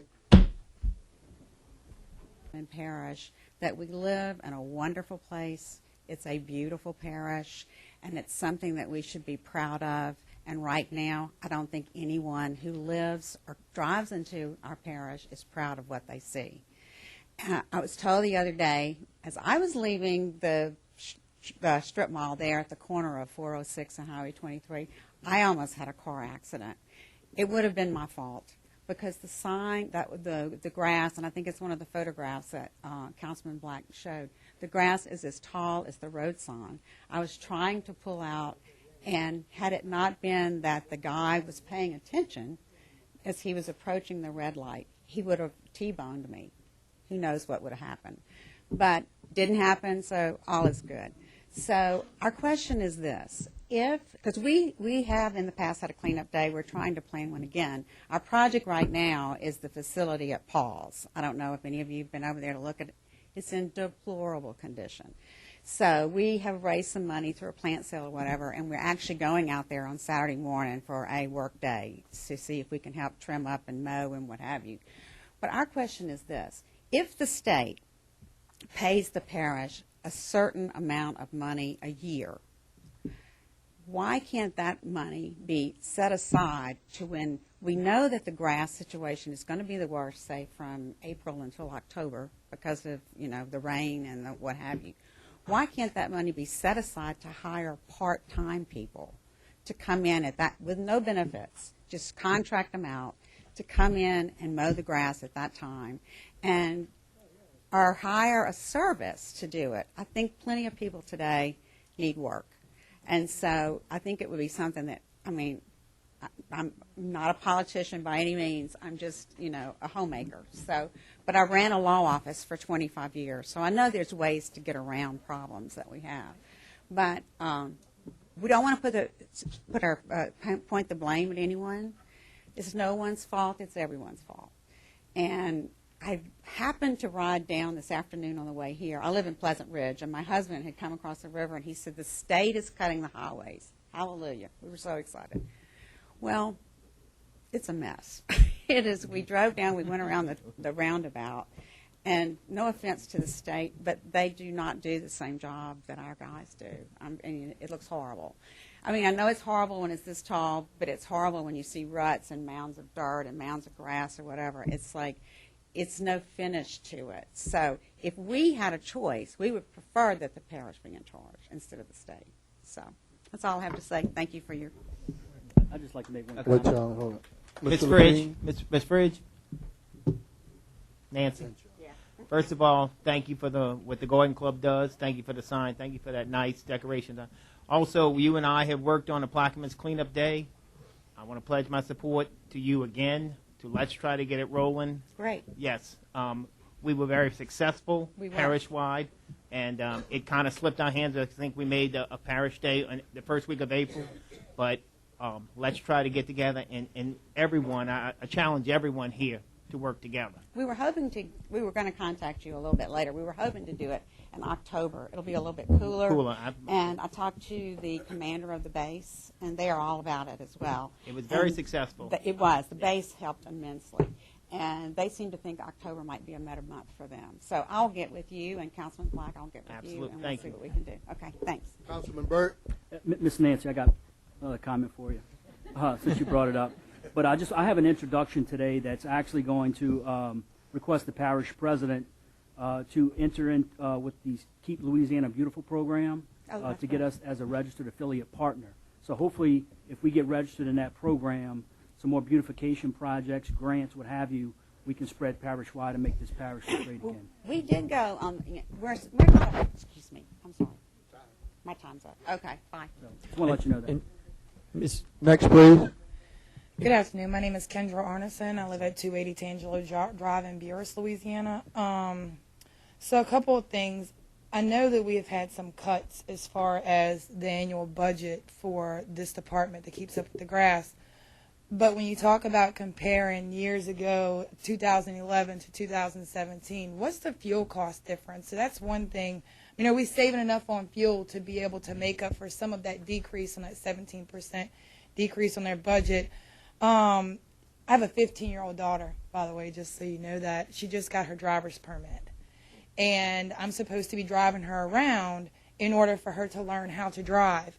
One of my trucks is a 2011 dually. It's a big truck. I drive a Navigator, and I have another Chevy 2500. And that's pretty high up in the air. And I'm scared to let her drive my vehicles to learn how to drive because the grass is so high. And it's not just on Highway 23. It's also on parish roads and whatnot. And not only for our kids that are, you know, newly drivers, that kids are that are great at driving, been driving for a few years. I'm concerned for them as well. But I'm also concerned for our kids that are riding around on bicycles. We're in the middle of summer. What about them? Nobody's mentioned them. I mean, if they come to a corner and these are kids. They're not well versed in crossing the street. They're small and they're out doing what they're supposed to be doing, riding their bikes in our communities. And they come to a corner and the grass is 5'9" like I am. What option? What's their chances? Is there a chance that they could be run over and killed because someone's not allocating the employees to do what we need done? Especially, look, if you can't cut the whole entire levee and you can send someone to make sure these corners are cut to make our kids safe, that would be great for that department to be able to do that. In the meantime, negotiation on the state contract. I understand that there's a set amount, but I think that we should be really cautious when trying to negotiate that contract, because if we lose it all together and they outsource that contract to a private company, we're going to get less for that money than what the parish is able to do with those funds. Now, the Fort Jackson. It was just cut for the 4th of July by the parish because it was the 4th of July event. Back for Easter, my family and the Barrios family and multiple other families come together in the community. We go down to the fort. We have a great day, great, healthy activity with our kids. We set up all kinds of games. I told my guys, I said, I want you to do me a favor, and I want you to go down there the Thursday before and look at the grounds and see if they're usable, because I had heard that it was such a mess. The grounds in the fort were not usable for Easter. So my husband and a couple other guys that come together with this group of people went down to the Fort Jackson and cut the area adjacent to the reservoir underneath all the trees. As soon as David unloaded the lawnmower and started cutting, it's a zero turn and slow to the ground. A big cottonmouth crawled up on the deck with him. Luckily, he wasn't bitten. So there is a liability risk that we as a parish, and all of us taxpayers have to really consider when people are getting on their own equipment and going into areas that are the responsibility of the parish maintenance department. Now, I know that the park in Buras is underneath the management of a different park. However, that management is only allowed to do so much. The play equipment in that park underneath has shells where our babies are playing. Now, mine are 15 and 12. They're not on that equipment, but my nieces and nephews are, and so are the rest of our kids down there. If they fall off that equipment, there's shells for them to land in. I don't know whose idea it was to put the shells underneath that equipment, but that was really not thought out very well, in my opinion. We need the department that this was sent out to advance this and make that park safe for the rest of the summer for our little kids. I apologize for the delay. I've talked to Nicole, and I've asked her office how many requests have been put in from Empire to Venice to certain departments for things to be done. And I've asked her, after I asked that question, for a status report on those requests. I still have yet to receive a status report for those requests because Ms. Nicole has not received the status report. So I'd ask that any department, management of any department that has those requests in, to either get to the request or let us know the status on it and when those projects could be done. That's pretty much all I have for y'all, except for I'd like to turn your attention to the room. There are some people in here that came from down on the lower end, south end of Plaquemines Parish, Miss Lisa, Miss Bayham, and a couple other females in the room that are also concerned for our kids. They don't like to get up and speak publicly, but would like to recognize, I apologize, those individuals for coming. I appreciate your time, Ms. Nicole. I appreciate you always working with us.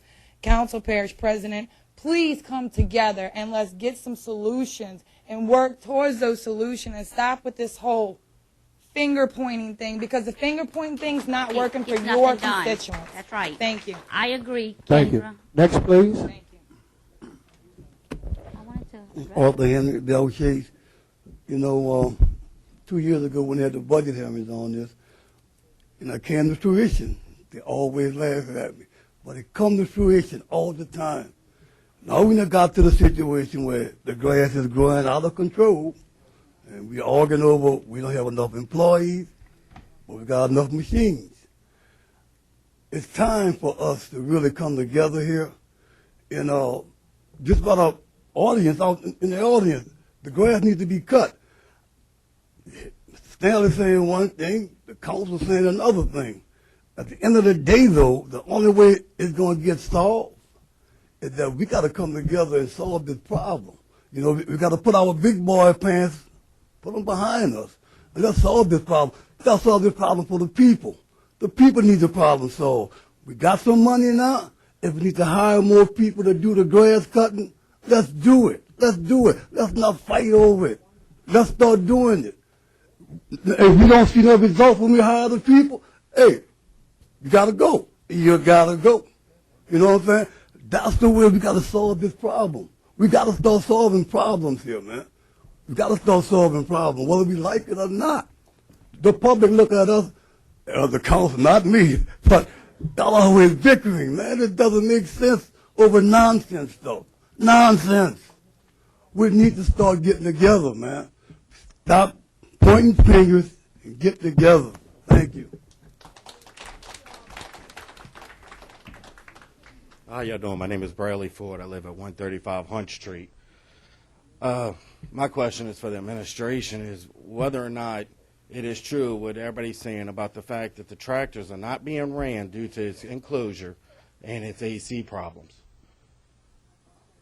Is that some of your tractor drivers are reporting to the general public that they cannot operate the tractors due to the high extensive heat because they're enclosed tractors and the ACs do not work. Mr. Ford, I tell you what, I don't know the details of that. I do know that we have some tractors that have had mechanical issues, but if I know where you live, I'd be more than glad to get that information. As an ex-employee for the parish, as a diesel mechanic, I'm willing to volunteer my hours to fix every tractor the parish has, as long as y'all buy the parts, to get them all up and running where we don't have the crybabies anymore. Take the plastic off. AC is a luxury. It's not a necessity. That's what we was always told. Okay, second. Thank you. My second question is about Medal of Honor Park. Who cuts that grass?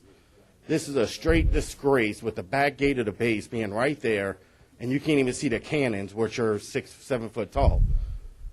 I am willing to get it. If y'all give me written permission, I have a backhoe and everything else I need to cut that grass. I will cut it this one time. Y'all take it back over. I'll get it back straight to where we said it would be. Are you willing to do that, Mr. President? Mr. Ford, I definitely, if we can work on an agreement where with the concerns of liability, I'd be more than glad. I thank you for the diesel mechanic help. Definitely, we can take you up on that offer. On the cutting in Medal of Honor Park, let's get together and let's see if we can hammer out something so we can sign. I'll wait for a phone call. Wait, give me your number before you go. Oh, okay. Next, please. Thank you very much. Yes, Warren Lawrence. I'd just like to clarify something that was mentioned here, especially for Mr. Black, is that the lady had complained about the poop and everything with the sewer system. The sewer system in this parish is 2 separate systems.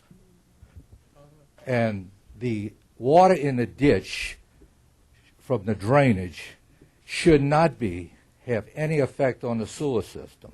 You have either a lift station problem or you have a broken sewer something where it's infiltrating into the sewer system. And I'm just saying is, if Severn Trent, and they have a representative here, will agree with me or come up and acknowledge the 2 systems are 2 separate. The drainage problem you have should not cause a problem in the sanitary sewer system. Mr. Excuse me, Mr. Roussel. I'd like to address that because I have similar situation, for instance, on Bergeron Drive, where people have mechanical treatment plants. They're not tied into the public sewer. And so what happens is the outflow pipes that go into the public drainage ditches are not being able to drain, causing the backflow into their system. And so the people like on Bergeron Drive are calling me about the same thing about getting the ditch to flow. And I agree with you 100% where it's not in it. The lady where she's at is on the municipal sewer system. I agree with you when you said it's a sewer treatment plant and the effluent goes into a ditch. You're absolutely right. In her case, where it goes into the municipal sewer system, there should not be an interconnection of any drainage water getting into the sanitary sewer system. You're absolutely right. If it's septic tank or sewer treatment plant and the effluent goes into a ditch, that is correct. Not in her case where it's connected to a sanitary sewer system maintained by Severn Trent. Well, thank you for the opportunity to let me bring out my problem, which is the sewer system. Now, the other issue is that, just as you've heard a lot of discussion about grass cutting, we all put in work request orders. We have asked for 3 years now that we prioritize those work requests. In other words, when we came in 2015, we asked that those 2015 work requests be addressed before you move to 2016, and that has not happened. So now we have 2015s that have not been addressed when we ought to be setting priorities to be able to address the work requests that come through these council offices, because the council offices just act as a filter. When you heard earlier in the meeting that someone calls the department and says the levy needs to be cut or something, there's no need for that person to have to pick up the phone and call a councilman's office to make a work request to do something that is their normal procedure. That's right. But it happens on a regular basis because the departments are evidently instructed to ask the council members to do that paperwork, which to me doesn't make any sense. It should go, if it goes to a director's office, they take the complaint and they handle it. There should be no need for a council member to have to go back and do a request to the administration who they just hung up from. But anyway, thank you. Yes, sir. All right. State your name and your Tony. State your name. Let's keep my address top secret. No, Tony. Tony. Yeah, state your name and your address. I'll tell you, Tony. State your name and your address. Oh. Let me keep that top secret in my street. All right, Amos, we went to Brayway Park 2 days ago. We see how bad it was then. You don't do the right thing. Go. I do. All right, we went and see how it looked, Amos. You have to state your name and your address. All right. Okay. All right. All right. Any more questions from the table? None. Ms. Williams, closing. I would just like to acknowledge all my constituents in District 9 who took it upon themselves to cut the medians along Highway 23 in the areas that the parish or the state are responsible for. I want to thank the community for coming together and doing this. There's several. I don't want to name any names because I don't want to leave anyone out, but I just want to thank everyone that put an effort into getting this done. And there were several things that were said here that I do think we need to come together. But in reference to the BP money, I don't think we need to. I agree we should contract some stuff out. We don't need to hire any more people because that's one-time money. When that money's gone, then we would have to lay those people off. And back to the request to repair the tractors, that's a great offer. The gentleman that lives on Hunt Street, I forgot your name, sir, I'm sorry. But if we have 14 sitting here that aren't being ran, we need to get those running if we have employees to fill them. And I want to thank everyone in my district for coming out and supporting me and my effort, and hopefully we can get everything done that needs to be done for the parish. At this time, we'll take a 5-minute break. At this time, we'll start reverting to A, executive session. Would you please read? An update on litigation concerning possible misuse of public funds and corresponding reimbursement claims. Attorney Robert Barnett and Peter Barbay. Councilmember Roussel. Number 2, Byron Williams versus Ed Terrio et al., Civil District Court for the Parish of Orleans, docket number 17-1962, Division L, Attorney Robert Barnett, Councilmember Roussel. Number 3, Plaquemines Parish Government versus Seisler Thompson Brown Architects, LLC et al., 25th JDC case number 62-547, Division A, Attorney Shane Landry, Councilmember Bartholomew. Mr. Roussel offers a second. Machine is open.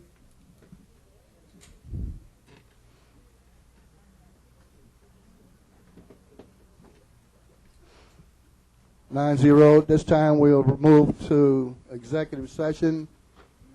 That's 3:45. Call the council meeting back to order. That it reflect that there was no action taken in executive session. Can't hear you. Sorry? That's all? There was no action taken in executive session. I'd like to report. And at this time, we would like to go to 6K at the request of Ms. Solomon. And before we do that, I would like to have any deferrals, or withdrawals. Mr. Councilman Black, do you have any withdrawals or deferrals? Yeah, I'll defer 6R, 6S. Wait, hold on. 6R and R, S.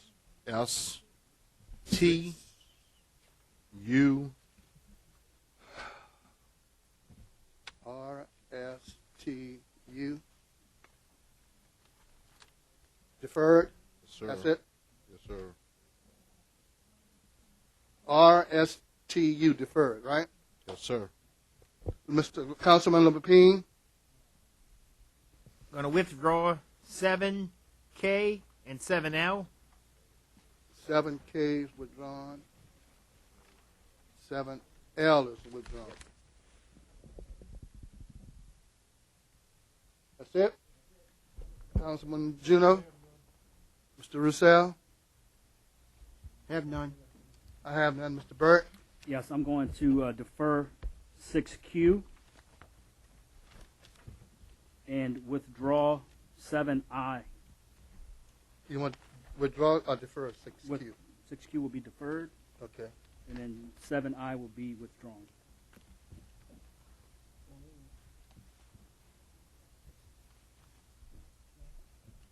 Ms. Sullivan? Yes, Mr. Chairman, on the 6A1 will be deferred at the request of Mr. Cooley and on behalf of the Corps. 6A1 deferred? Right. And I would like to also defer 7B, 7B is deferred. and that's it. Mr. Lapine? Mr. H-Cone? Ms. Williams? Okay.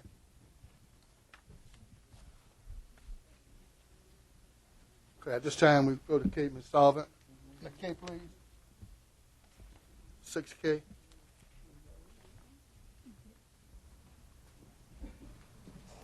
An ordinance to amend the 5-year capital improvements plan by appropriating funds for the payment of LERDs, lands, easements, rights-of-way relocations, and disposal sites for the New Orleans to Venice NOV NFL levy projects and otherwise provide with respect thereto. Okay, at the last council meeting that I attended, and I felt ill, and that was some discussion. I had Mr. Roussel to address this particular legislation for me, and I wasn't brought up to date on. There was a lot of issues that still have a lot of lingering concerns with my colleagues, and is dealing directly with the NOV levy from the Myrtle Grove area all the way down to the Venice area. So there's, as I said, there are still some lingering questions out there. So we have that's going to explain, that's going to bring us up to date and give us a better explanation on what the legislation that's before you. Okay. We have Ms. Nicole Harris with the Corps and perhaps L.V. Cooley. to come forward and kind of explain and answer some of the questions that you guys may have. Mr. Gino, second that that ordinance resolution.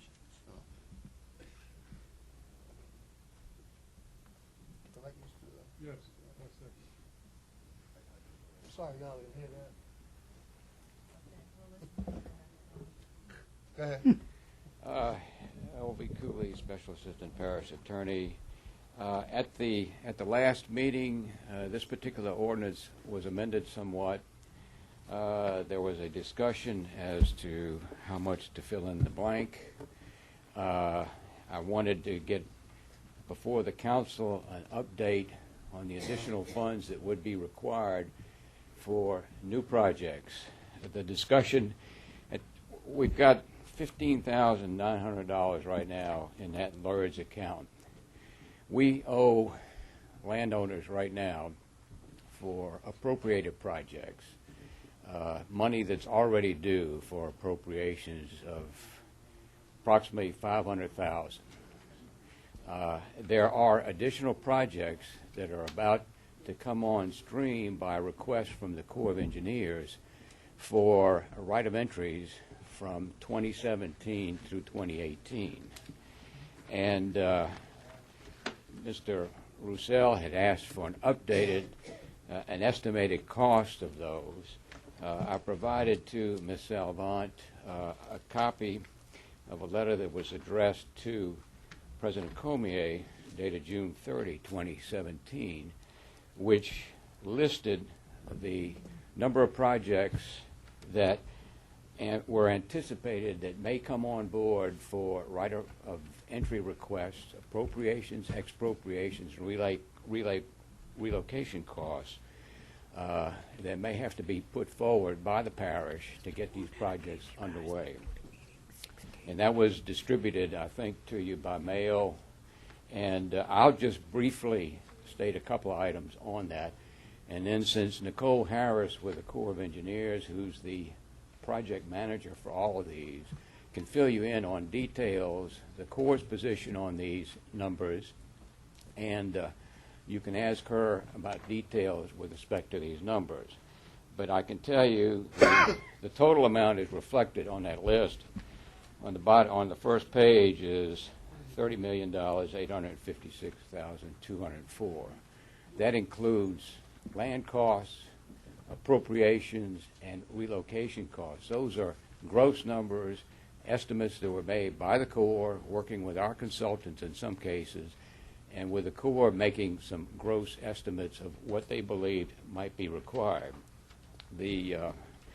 The item that's most important, I guess, is the upfront cost, which is on the enclosure. And those upfront costs are made up of expropriation costs and relocation costs that will be tied to some of these projects. And that total, if you look at, and that's the third, fourth, and fifth columns in the enclosure, the total for relocation costs, as estimated by the Corps, is $1,925,000. The estimated expropriation cost is a little over $11,108,204. The total estimated upfront costs are $13,033,204. And this may be required. These are funds that may be required to get these projects going for 27. What handout are you looking at? The enclosures, which was attached to the August 30 letter. Yeah, The June 30 letter. Yeah, I have the letter and I have a. That's it. document on the That's back. it. That's So the I'm enclosure. trying to follow you with the numbers, and I don't see the numbers. Well, I just added up the numbers. If you add up the numbers in the fourth column, that's $1,925,000. And if you add up the number, and that's in the expropriation. What are you adding up, though? I'm adding up the total amount of money that may be required to be paid by Plaquemines Parish government up front.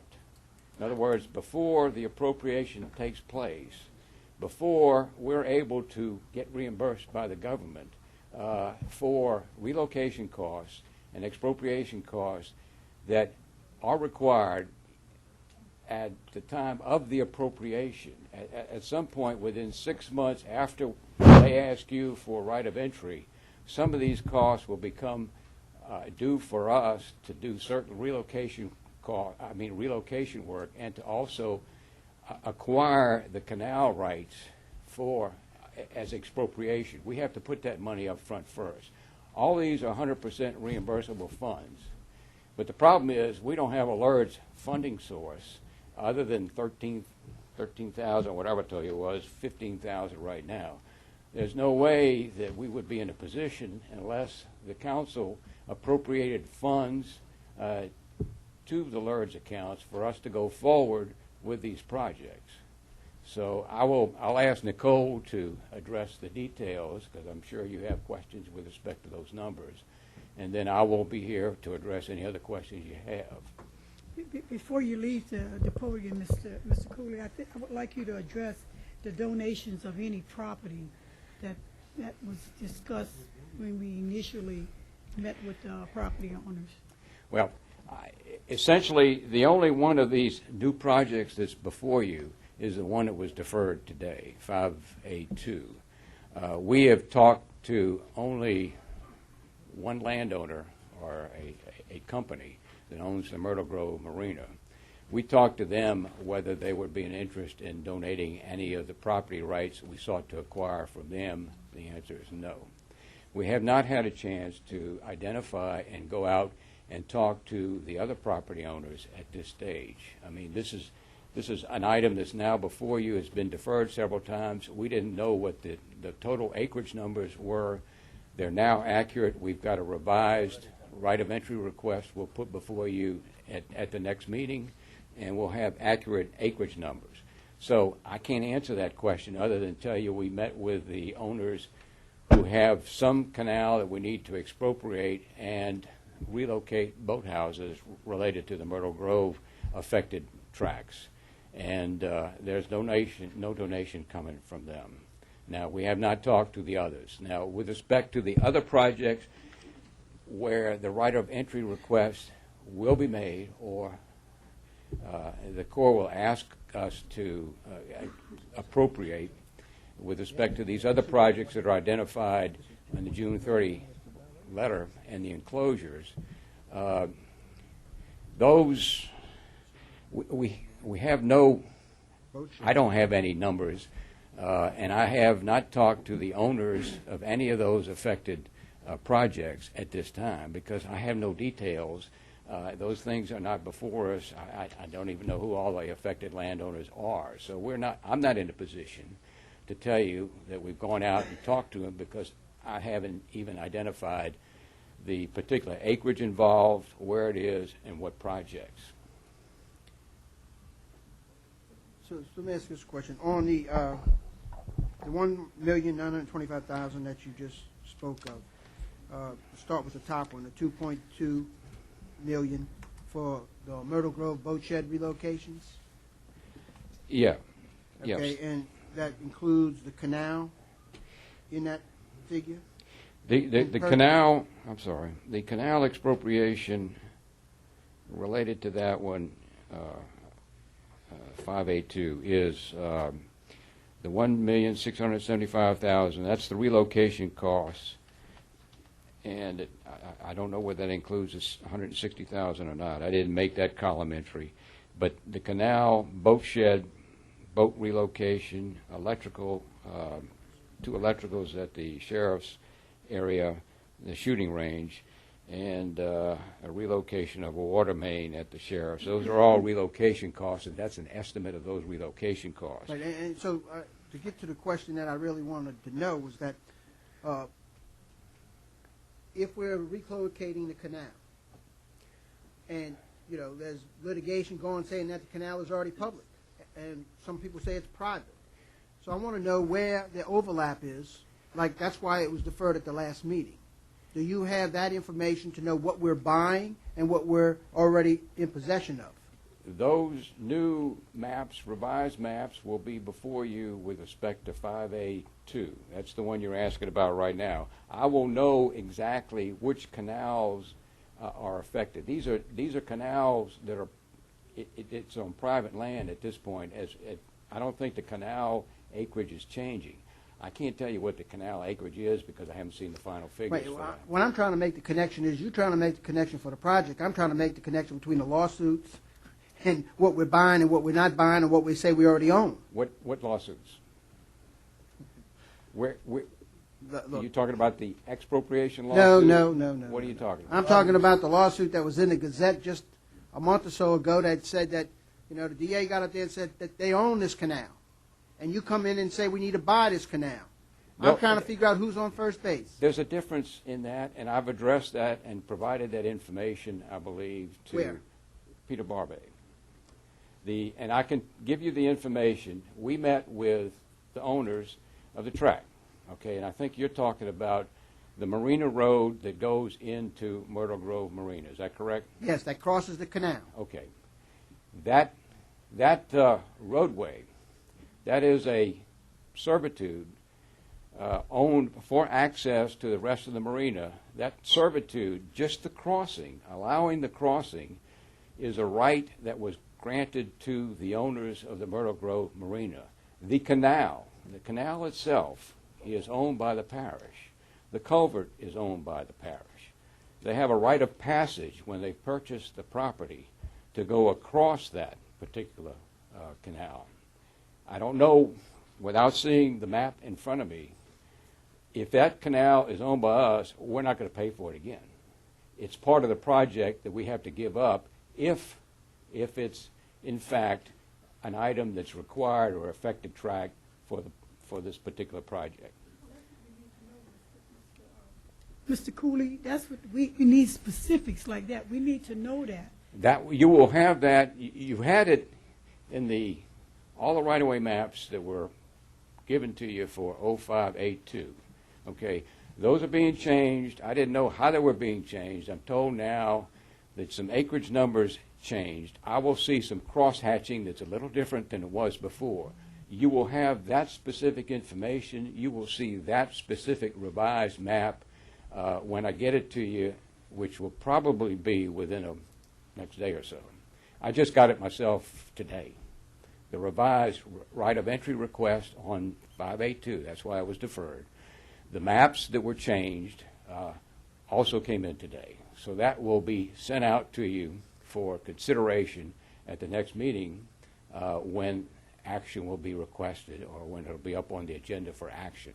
That's 582.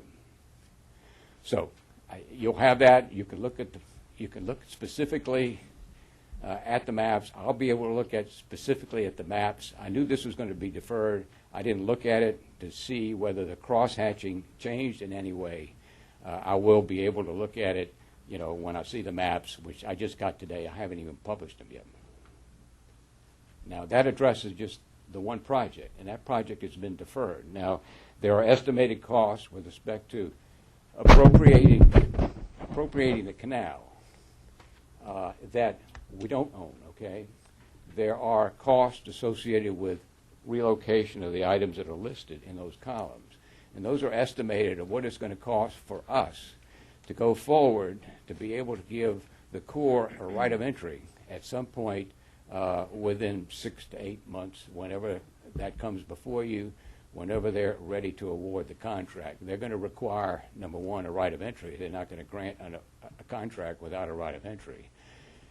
And we're not going to be able to grant them a right of entry until we're in a position, after the appropriation and expropriation is done, to put money for the expropriation into the registry of the court and to pay the relocation costs necessary for us to grant them a right of entry on everything that's required for them to go forward to award the contract and to have the contractor come on board and start doing the work.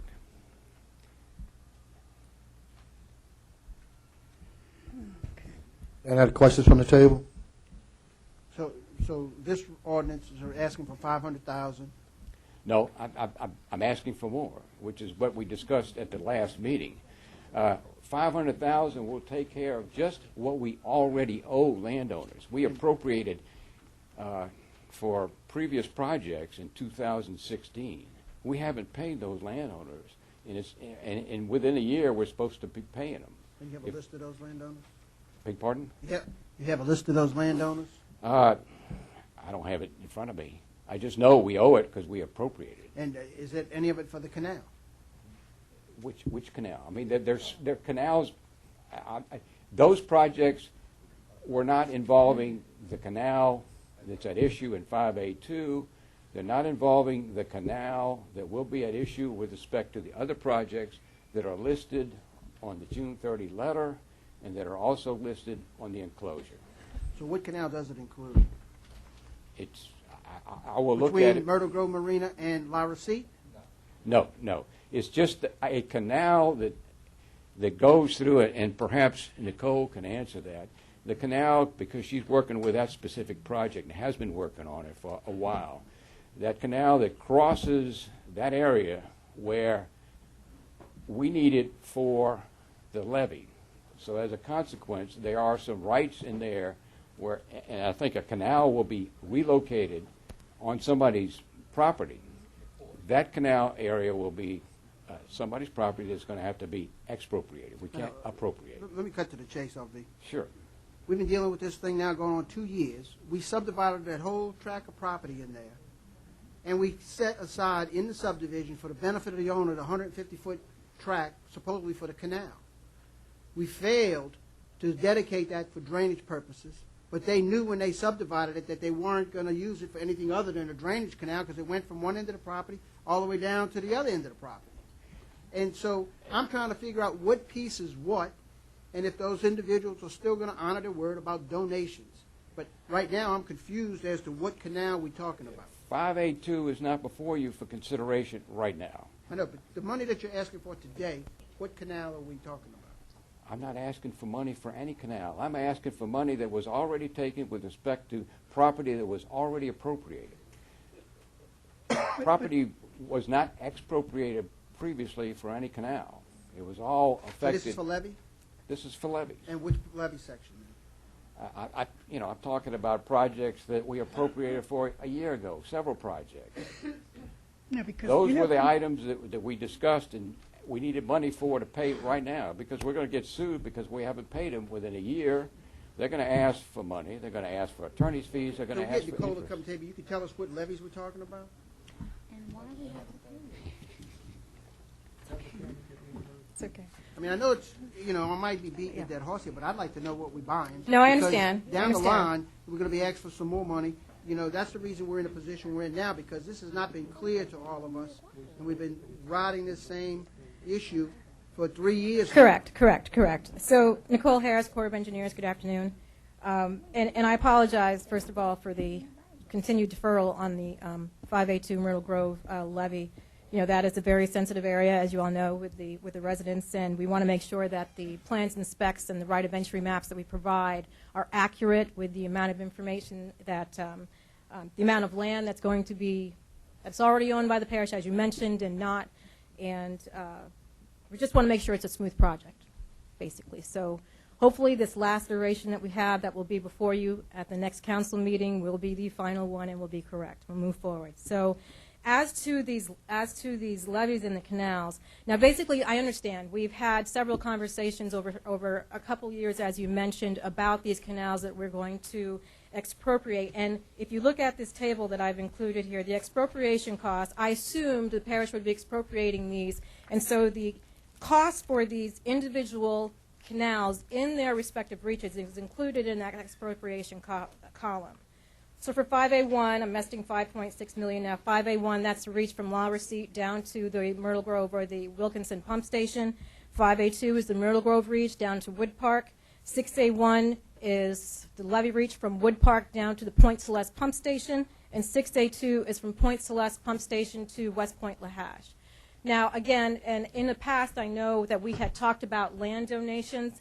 I am not assuming in these numbers that we have any donations. If we get them, great.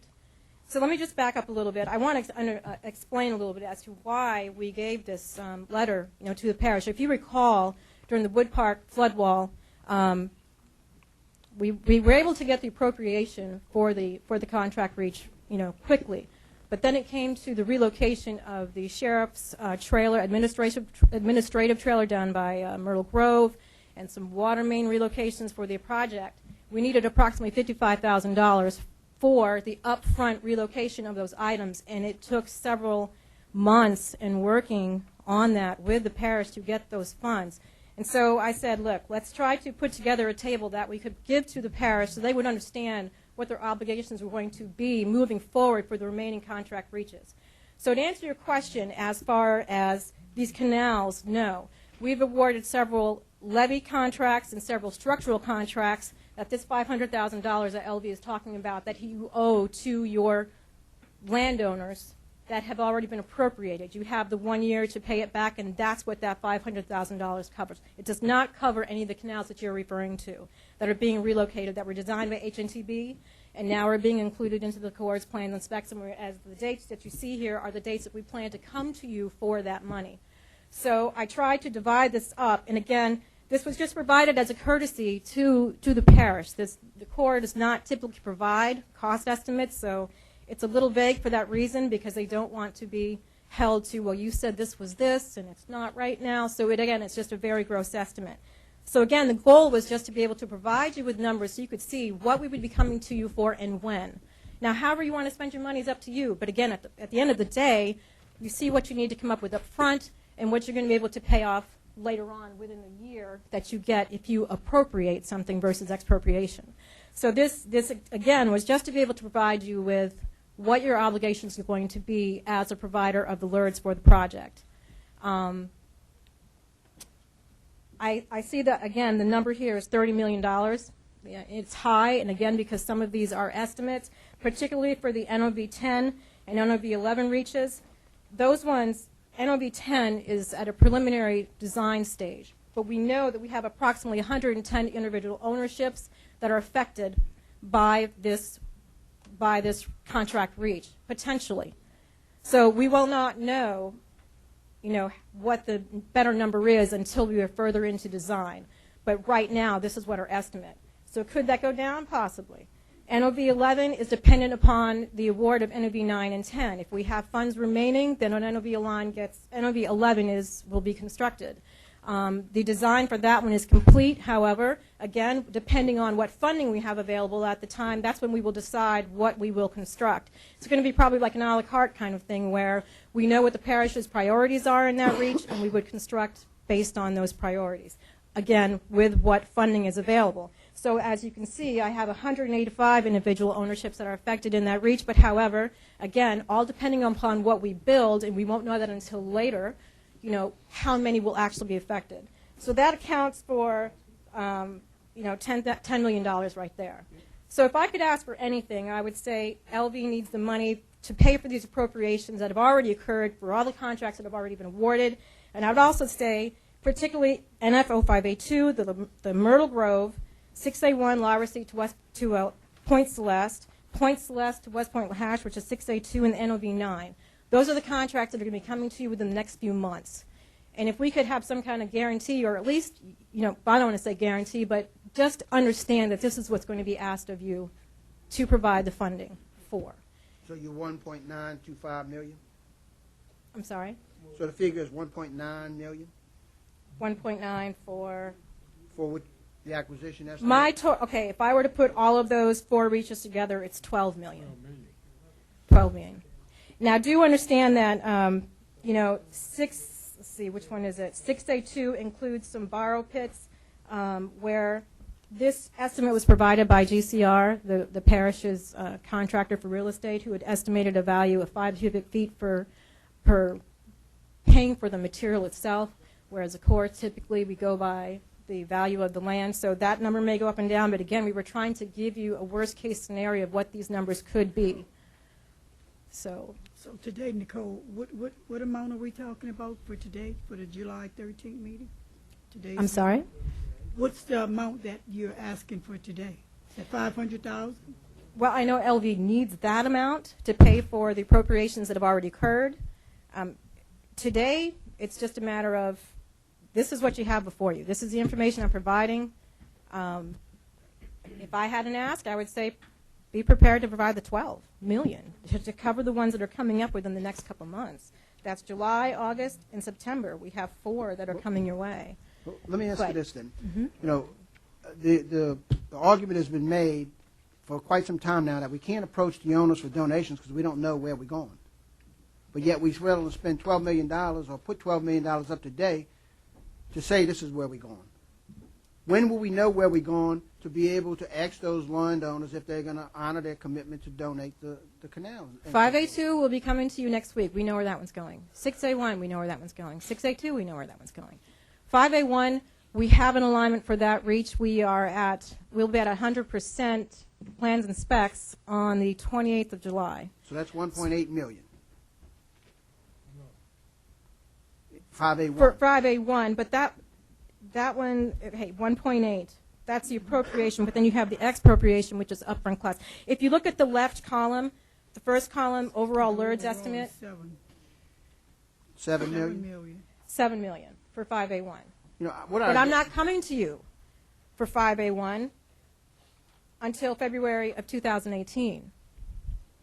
What I'm trying to accomplish is to find out whether or not the landowners in the area that had offered to donate right-of-ways are going to honor their commitment to donate the right-of-ways. And the argument, again, and I'm repeating myself, is that we don't know where we're going yet. So I can address that. I mean, at the time when they come to you and to the mic. at the time they come to you and ask for a right of entry request, we will have identified all those landowners, okay? We will know the acreage that's required from those landowners and the type of servitude rights that we're seeking. At that point in time, we'll go out and talk to those landowners and ask, are you going to donate or not donate? And to answer your question as to how much, we're only going to pay fair market value. We're not going to pay any more than that amount. I understand that, LV, So- but, you know, I want to know if we ever going to make the approach on the acquisition of the donations. Oh, yes. I do that every time I go out. We did this on 5A2. I haven't finished talking to all those landowners, affected landowners, of the larger tracts. I will talk to all of them. We'll contact every one of them. Will you donate? We talked to a major landowner of the Myrtle Grove Marina, and they said no. Okay, we're going to talk to all the others.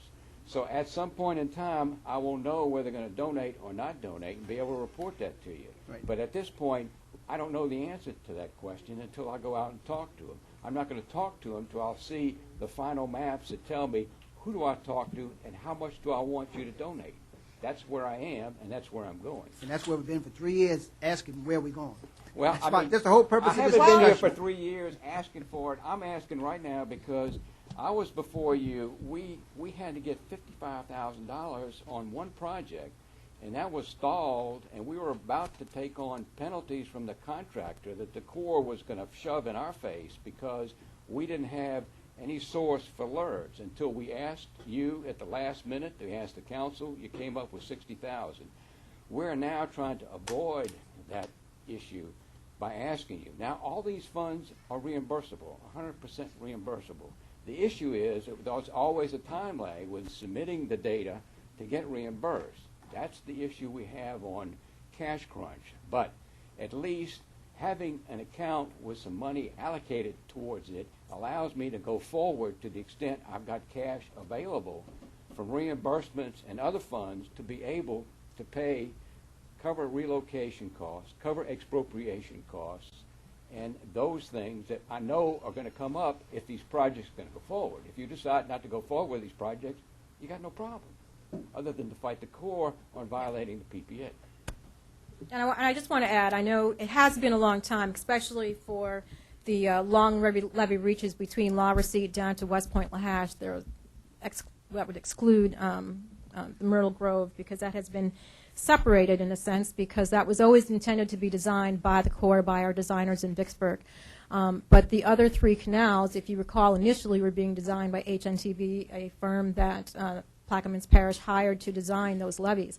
And if you recall, because there was the understanding that the parish would be able to do it faster. Then, if you recall, you didn't have the money to construct the canal. And so the decision was made to put those canal designs into our levee design project, so that would be awarded as one contract. And of course, that takes time to incorporate or put those two designs together into one package and come back to you with new maps and new plans and specs. So it has been a very long time on these reaches because so many things have happened. Of course, you know that there has always been a funding shortage on this project, both the non-federal levee reaches and the NOV reaches further down south. And the intent has always been to try to provide the most risk reduction for the parish with the funds that we have remaining. So I apologize for the long time, but we're trying to get it right. And I recall, and I'm trying to understand that we're getting it right as well, because obviously the people, and we're not talking about a lot of landowners, talking about a handful of landowners here. And I think we all know who that is when we get to these large pieces of property that we've already subdivided for this purpose. So obviously the landowner knows where the canals and all are going, since they subdivided the property and left a 150-foot corridor there. Now, I understand I know there were, again, in the past, several conversations with these various landowners that had agreed to make donations. Again, that is not something, I can't speak any more to that, because that would be, the parish is providing the LERDs on this project. So I know that is something that y'all have to work out with the landowners. That's an argument that this council have, and that's the struggle that this council is having.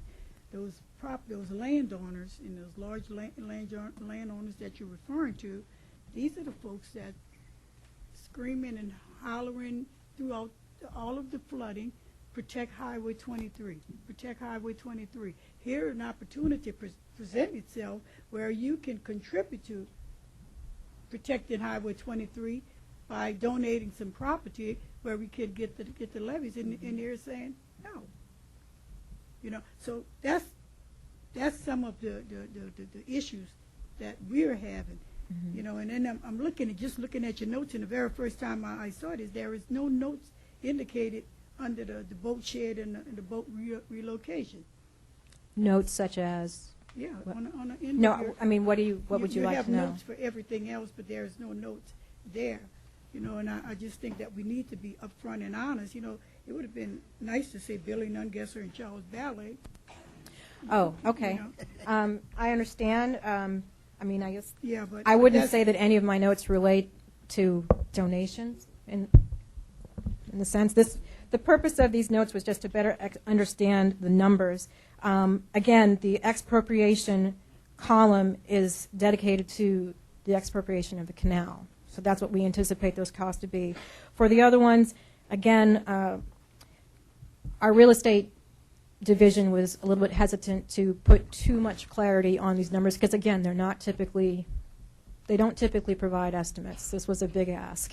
Okay, so we estimated, an amount that it would cost to relocate each boat in the boat shed that exists. That's going to have to be demolished because it's sitting in the path of the drainage canal. We know that there's a water main relocation. These other estimates you see in here, we know based on the relocation of the sheriff's administrative trailer how much it might cost to relocate a mobile home. So we've kind of made those kind of estimates. That was kind of like trying to get the purpose of my notes so you can get an idea. When you see a $7 million figure, why is it $7 million? Because we're dealing with 110 property owners, potentially. So, again, some of these are up closer to being requested in the next couple months, whereas some of these aren't until next year. And I can understand if it was just, again, we don't have a lot of clarity on those because the design is either too early in the process or because we're not going to know if we're going to build it at all depending on what funding is at the time. So, but if you look at the various canal reaches, we know that those numbers are pretty accurate because, the parish's contractor, GCR, prepared those estimates. So we feel comfortable with those numbers. But the ones that are further down the road, again, because they're just rough estimates, because, again, we're early on in design, we tried to just give our best guess. Again, the whole point was just to try to provide to the parish a rough estimate for what you're going to be asked to provide as the LERD's provider for this project. And if you recall, our PPA was written differently than the other projects, the West Bank project, the East Bank project, because the parish felt that they could get the appropriations quicker. And so that's why it was set up this way, that the parish would provide the LERDs and then be reimbursed. Reminder, all of this money is reimbursable, so it will come back to you. But again, some of it you will have to provide up front, and some of it you will be, if it's an appropriation, that has to be paid back to the landowners within a year, per the law. So. Any other comments from the table? I do. Go ahead. I just want it to be known that in reference to Ms. Audrey's comment about protecting Highway 23, it doesn't only protect the landowners in that particular area, it protects our industry, Highway 23, getting down to the southern end of the parish. So it's not just those individual landowners that we are protecting. We're protecting our infrastructure and our industry that pretty much help support this parish. Correct. And that's why I thought those landowners should have been more forthcoming in a donation. Alvin, you have any comments? Yeah, I might add, and of course Mr. Rossell walked out, but that's okay. I'll give this information to you. I talked to landowners. Get to the mic, please.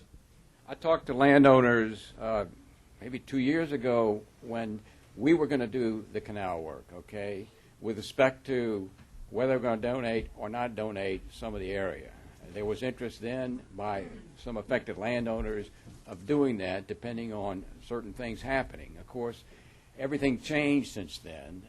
We're not building the canals anymore, and then they're going in and folding into the Corps' plan. So as a consequence, we don't even haven't even seen the final alignments on these. The Corps' not even finished with alignments on where the canal is going to go and how it's going to be affected. So all those discussions with landowners in the past they're not connected to the landowners. It may be the same landowners, but the same area may not be it could be different. So I'm not going to begin talking to them about donations until I've got a map in front of them, and I've got to say, this is the way it's going to go down.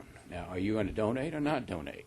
And under what circumstances are you willing to do so? So that's kind of where I am. I'm stuck waiting on the final plans, waiting on the council to act and appropriate, give me authority to expropriate. And once that happens, then I got to be ready to have money from LERS to put in the registry of the court so I can expropriate after I get appraisals and surveys done for each tract that I'm going to expropriate, okay? I've got to put that money in first in order for me to give to the Corps a right of entry with respect to the canal rights. I also have to, once you decide to take on that project, to cover those relocation costs by paying those so that they can award the contract and have those facilities that are in the way out of the way. So, it's a catch-22 for me at this point, but I'm trying to avoid the sequence of events that I went through a couple of months ago where we were caught up, had to delay an awarding of a contract because we didn't have enough money in the LERS account to be able to move some of the sheriff's property out of the way and relocate those. Had they awarded the contract and had we not moved those facilities, they would have incurred penalties, which under the PPA I'm sure would have gone, they would point the finger at us to pay. And it would have cost a lot more than the relocation costs. So I'm trying to avoid that at this point. So, I'm here pleading, give me money. If you don't, you don't have to. What else can I do? Let me ask you, Ms. Nicole. So, in the next year, y'all want $30 million, am I correct? That's what we estimate it to be at this time. That's what you estimate, $30 million. But understand that, again, let's just say 5A2. We're coming to you next week with 5A2. And right now that's $2.2 million. Yeah. Let's just assume it takes 3 months to get the reimbursement package submitted to the Corps, reviewed, and a check cut back to the parish. Then you have your $2.2 million back before we get to the one for 5A1, which happens next February. So it's like a revolving pot, if you will. Okay, that's what I'm trying to find out. If we can pay and then we'll get it back, and we can pay again and we get it back. That's what Correct. we're That's looking well. at. That's how it works. So that's how I'd like it to work in theory. But I understand once the money comes back to you, who knows where it goes. Well, also, But- the core's kind of slow, too. Yeah. you know? So, well, no, I understand. I something that we added to our meetings was to ask for reimbursement request status. I asked for one before I came today. We have approximately $285,000 that is being either reviewed or ready to come back to the parish at this time. That is sitting, packages that have been submitted that are being reviewed right now. So, the completeness of the package matters. And again, like I said, we try to push our people to get those through as quickly as possible so that I you can agree. get your It's funds not your back. fault. It's No, just no, it's a different division, the but I push them federal anyway. government, yeah. They're on the Okay. team. Thank you. Mr. Lawrence? Excuse me. All right. Yeah, Warren Lawrence, 120 Timber Canal, Myrtle Grove. We had a meeting last year, Ms. Audrey arranged with us with the Corps to find out how our drainage would be affected with this new levee installation and everything, and they did not have the details there at that time. I'm assuming today y'all must have those details. And we have sent a letter to, well, an email's going out tonight to Ms. Audrey to, again, give us an updated meeting on the status of where we're at. But I'd like to go back into a little history, is that when the Corps came in to do this levee system from a non-federal to a federal levee, they came in and they made an alignment. We had public hearings. We went to public hearings and discussed where that alignment was going to be. The Corps set this alignment up. It passed, and they said, now the parish is going to go get these properties to expedite the building. They did it for the pumping station and everything else.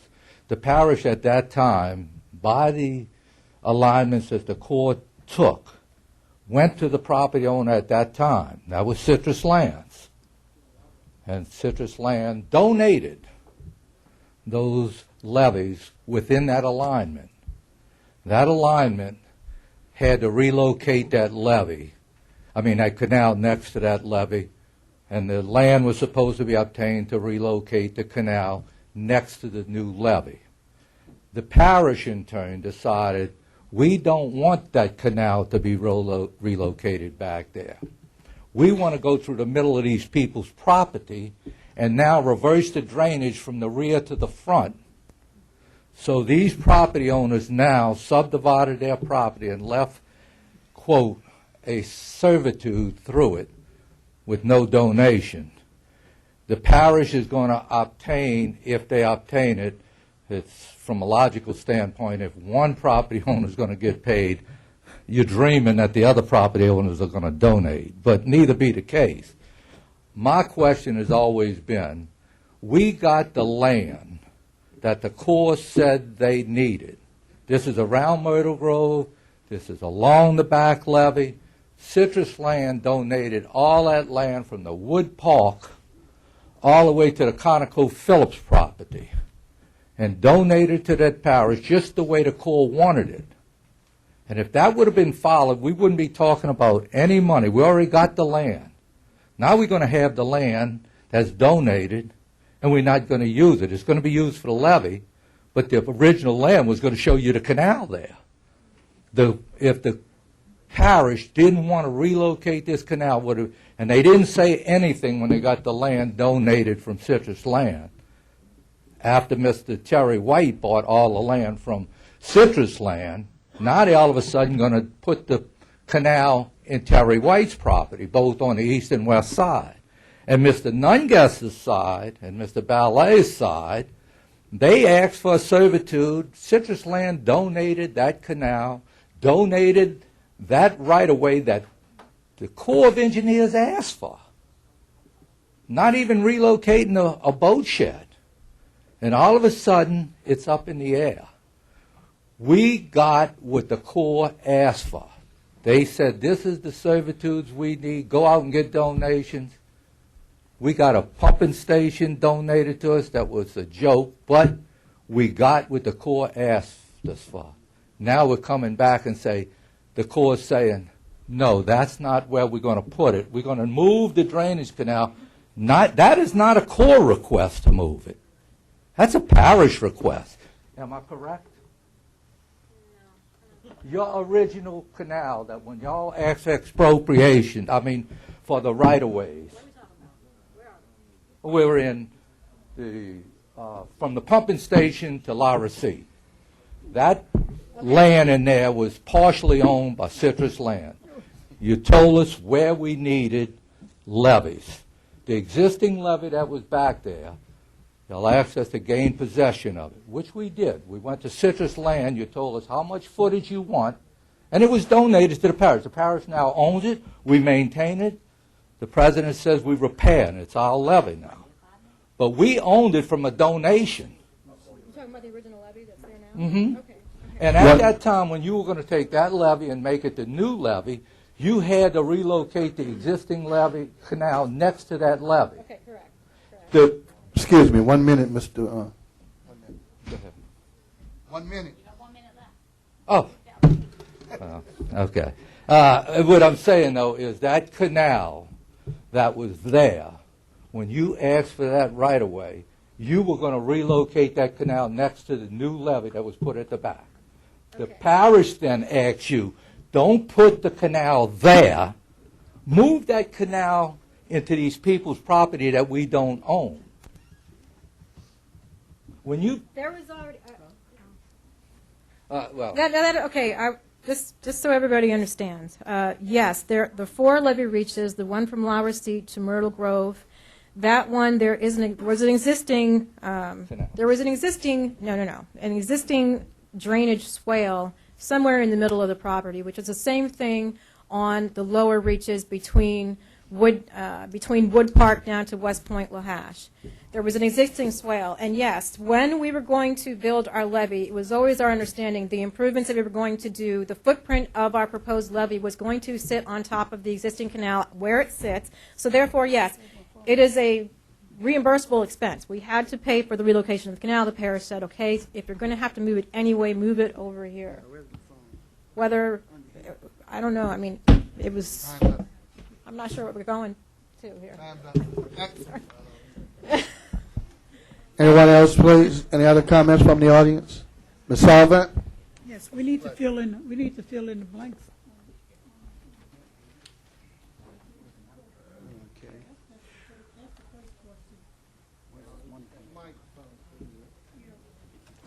The revenue stream, I think that was discussed at the last council meeting. The revenue stream. I'm looking at the sheet, and thank you, Ms. Harris, for producing this information. Am I reading it right? From now to September 2017, is that for this, to put these levees over there by Myrtle Grove, it's $12 million? 12 million would cover, let's see, that would be Myrtle Grove down to West Point Lahash and the St. Jude to City Price levy. Which one are we asking about? We need to at least fund the one that was going to come in front of us next week. LB. That's where the money's gonna come 2.2. from? Excuse me, I'm sorry. That's okay. Where's the money to fill in the blanks? Where's the money? Don't fill in the blanks. Where's it coming from? We're asking the council. I don't know. It You goes- the lawyer. It goes, you ask the finance department, it becomes the LERS becomes a fund from which we. So we don't have it now. We need to create that fund. It's anticipated revenue of reimbursement. It's going to be appropriated to a project that's already existing. I'm sorry?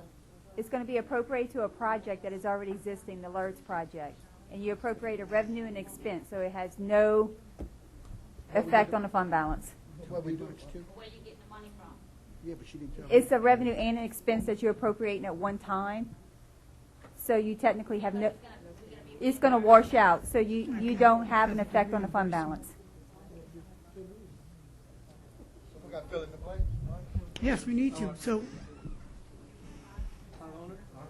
I'm not sure what we're asking. They got 3 blanks. 12 million, 13 million? If you're just trying to cover the $500,000 is what is needed to cover the appropriations that have already occurred that the landowners are due money. Okay. Now, if we're going to talk about what is needed for 5A2, which is coming before you next week, then that is a 2.26 million figure Let's- that you see on the overall LERDS Let's estimate. not do it. Let's deal with today. The 500 something. That's all we're concerned with right now. Go ahead, Rochelle. The one that's on a table, does it have in section 2 BP settlement fund for LERDS in there? On the, y'all version? In section 2, I need to scratch that out and say funding source core. We made those changes last time. That's what I thought. No, well, I wasn't aware of that. We didn't, I'm sorry, excuse me. We didn't make those changes last time. The only thing we did last time was enter the 500,000 in the blanks. Okay, let me tell you what, you strike out on second page, well, I've got it double spaced. I don't know how in the heck you guys got it, so you got to give it to me. You strike out from lines 12 and 13 from monies that will be deposited in the general fund BP settlement fund. That comes out from the last whereas clause, okay? Then on the... Wait, hold on, slow I don't see down. that On in our, 12. we have line 34, 36? Okay. right. So we're going to strike out the general fund, BP settlement fund?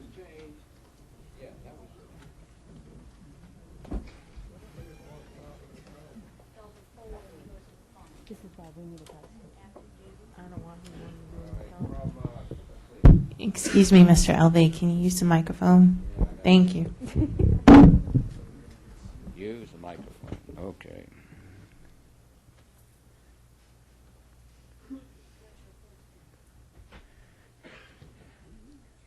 Strike on line... Okay. Strike on line... Excuse me. Can we just pass over and No. go work on this stuff and get this stuff straight? 'Cause we got a lot No, of stuff no, we no. need I to mean, do. I'm telling you right now what the changes are. Well, If it you should have been permit- in the resolution. No, I mean, we made those changes last time. They were given to you on line 34, strike from monies that will be deposited in the general fund BP settlement fund. All right? And then on line...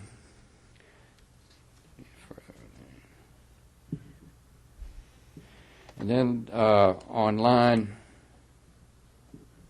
49, Yes. add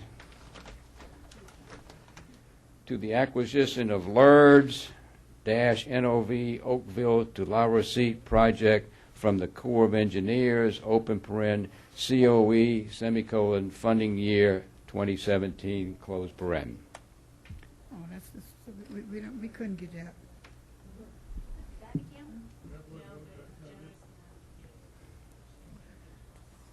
Councilman, do you know what you said? Yeah.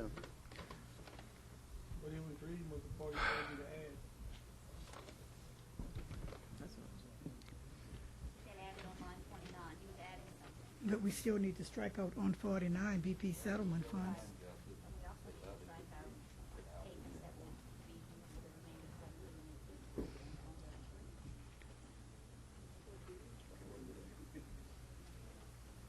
Maybe we should just, She's got it. She got it. I mean, We also need to strike out BP settlement fund on line 49. correct.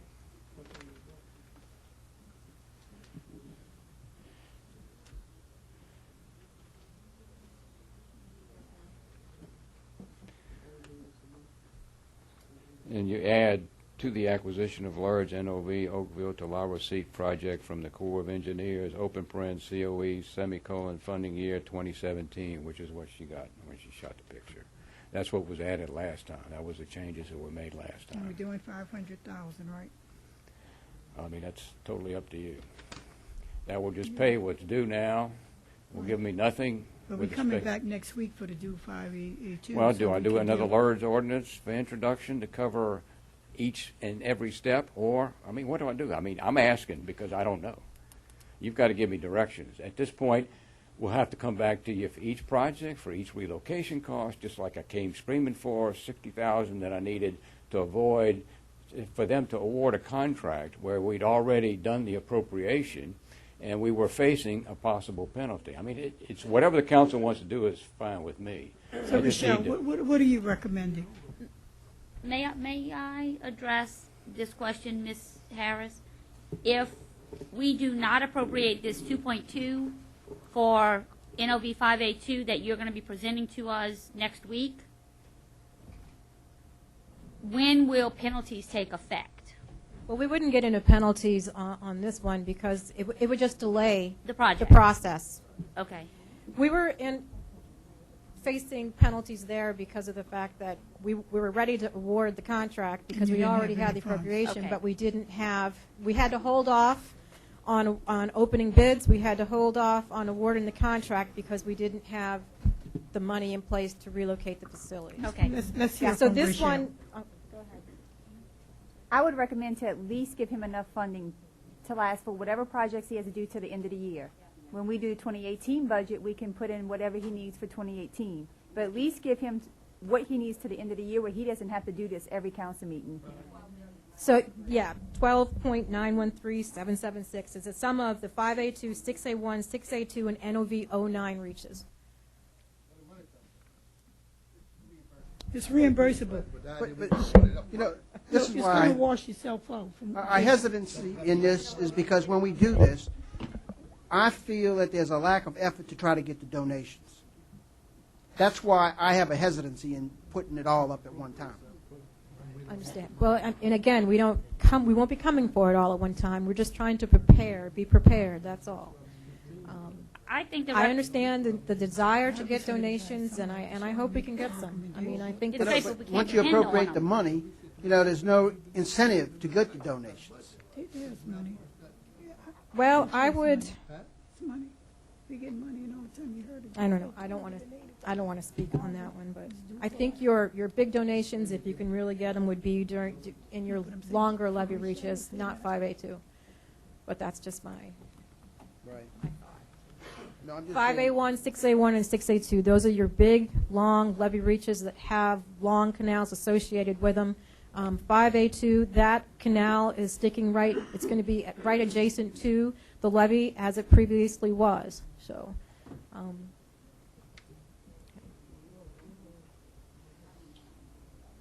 So you're saying, I can assure you that once we have the details worked out with respect to each one of these projects, I will assure you that I'll ask for donations. I mean, the fact that you may have money, the money's not readily available on these large accounts until we have a cash stream that has available funds in it.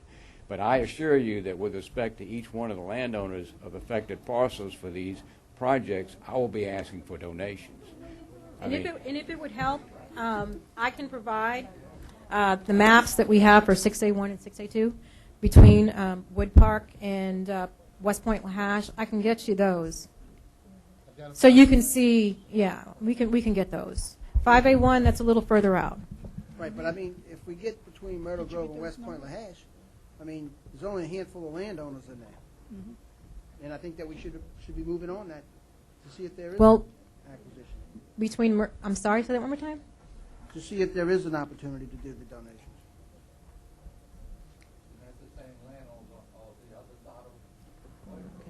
Right.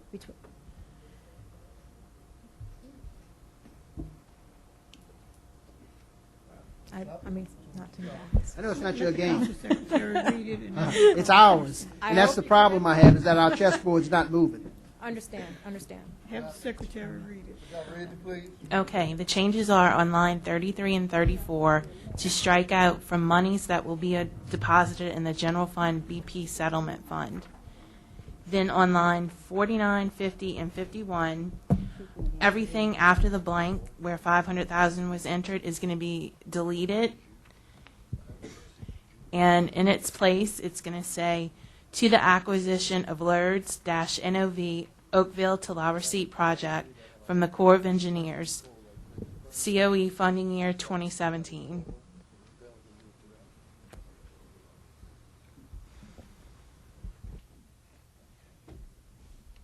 Ms. Salvant?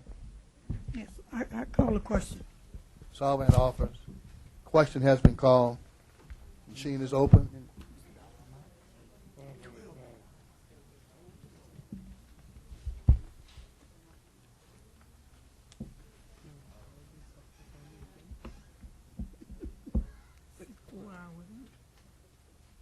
Mr. Roussel.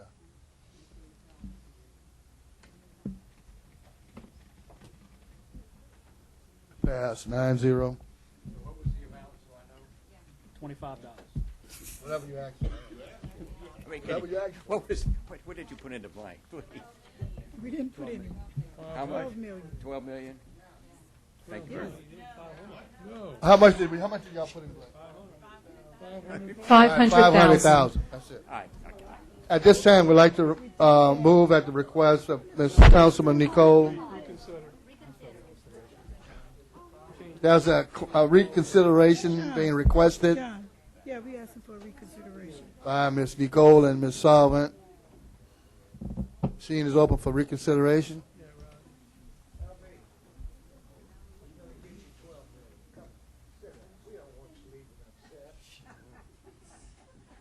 Yes. Machine open. Come on. It passes 9-0, Ms. Sullivan. What was the number? That figure 12. 12. Put 13 million. No. 12, 9, something, but 13. $12,913,776. Been offered. Second.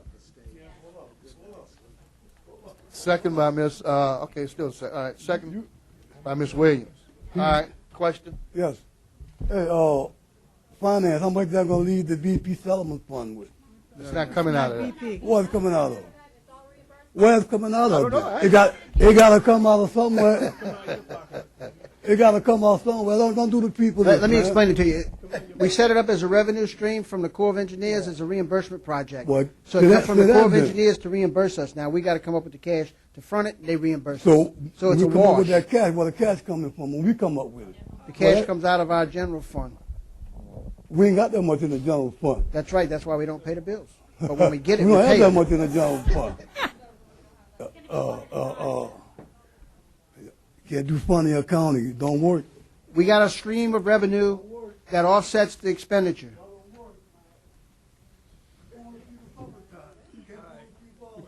Question has been called for. Machine is open.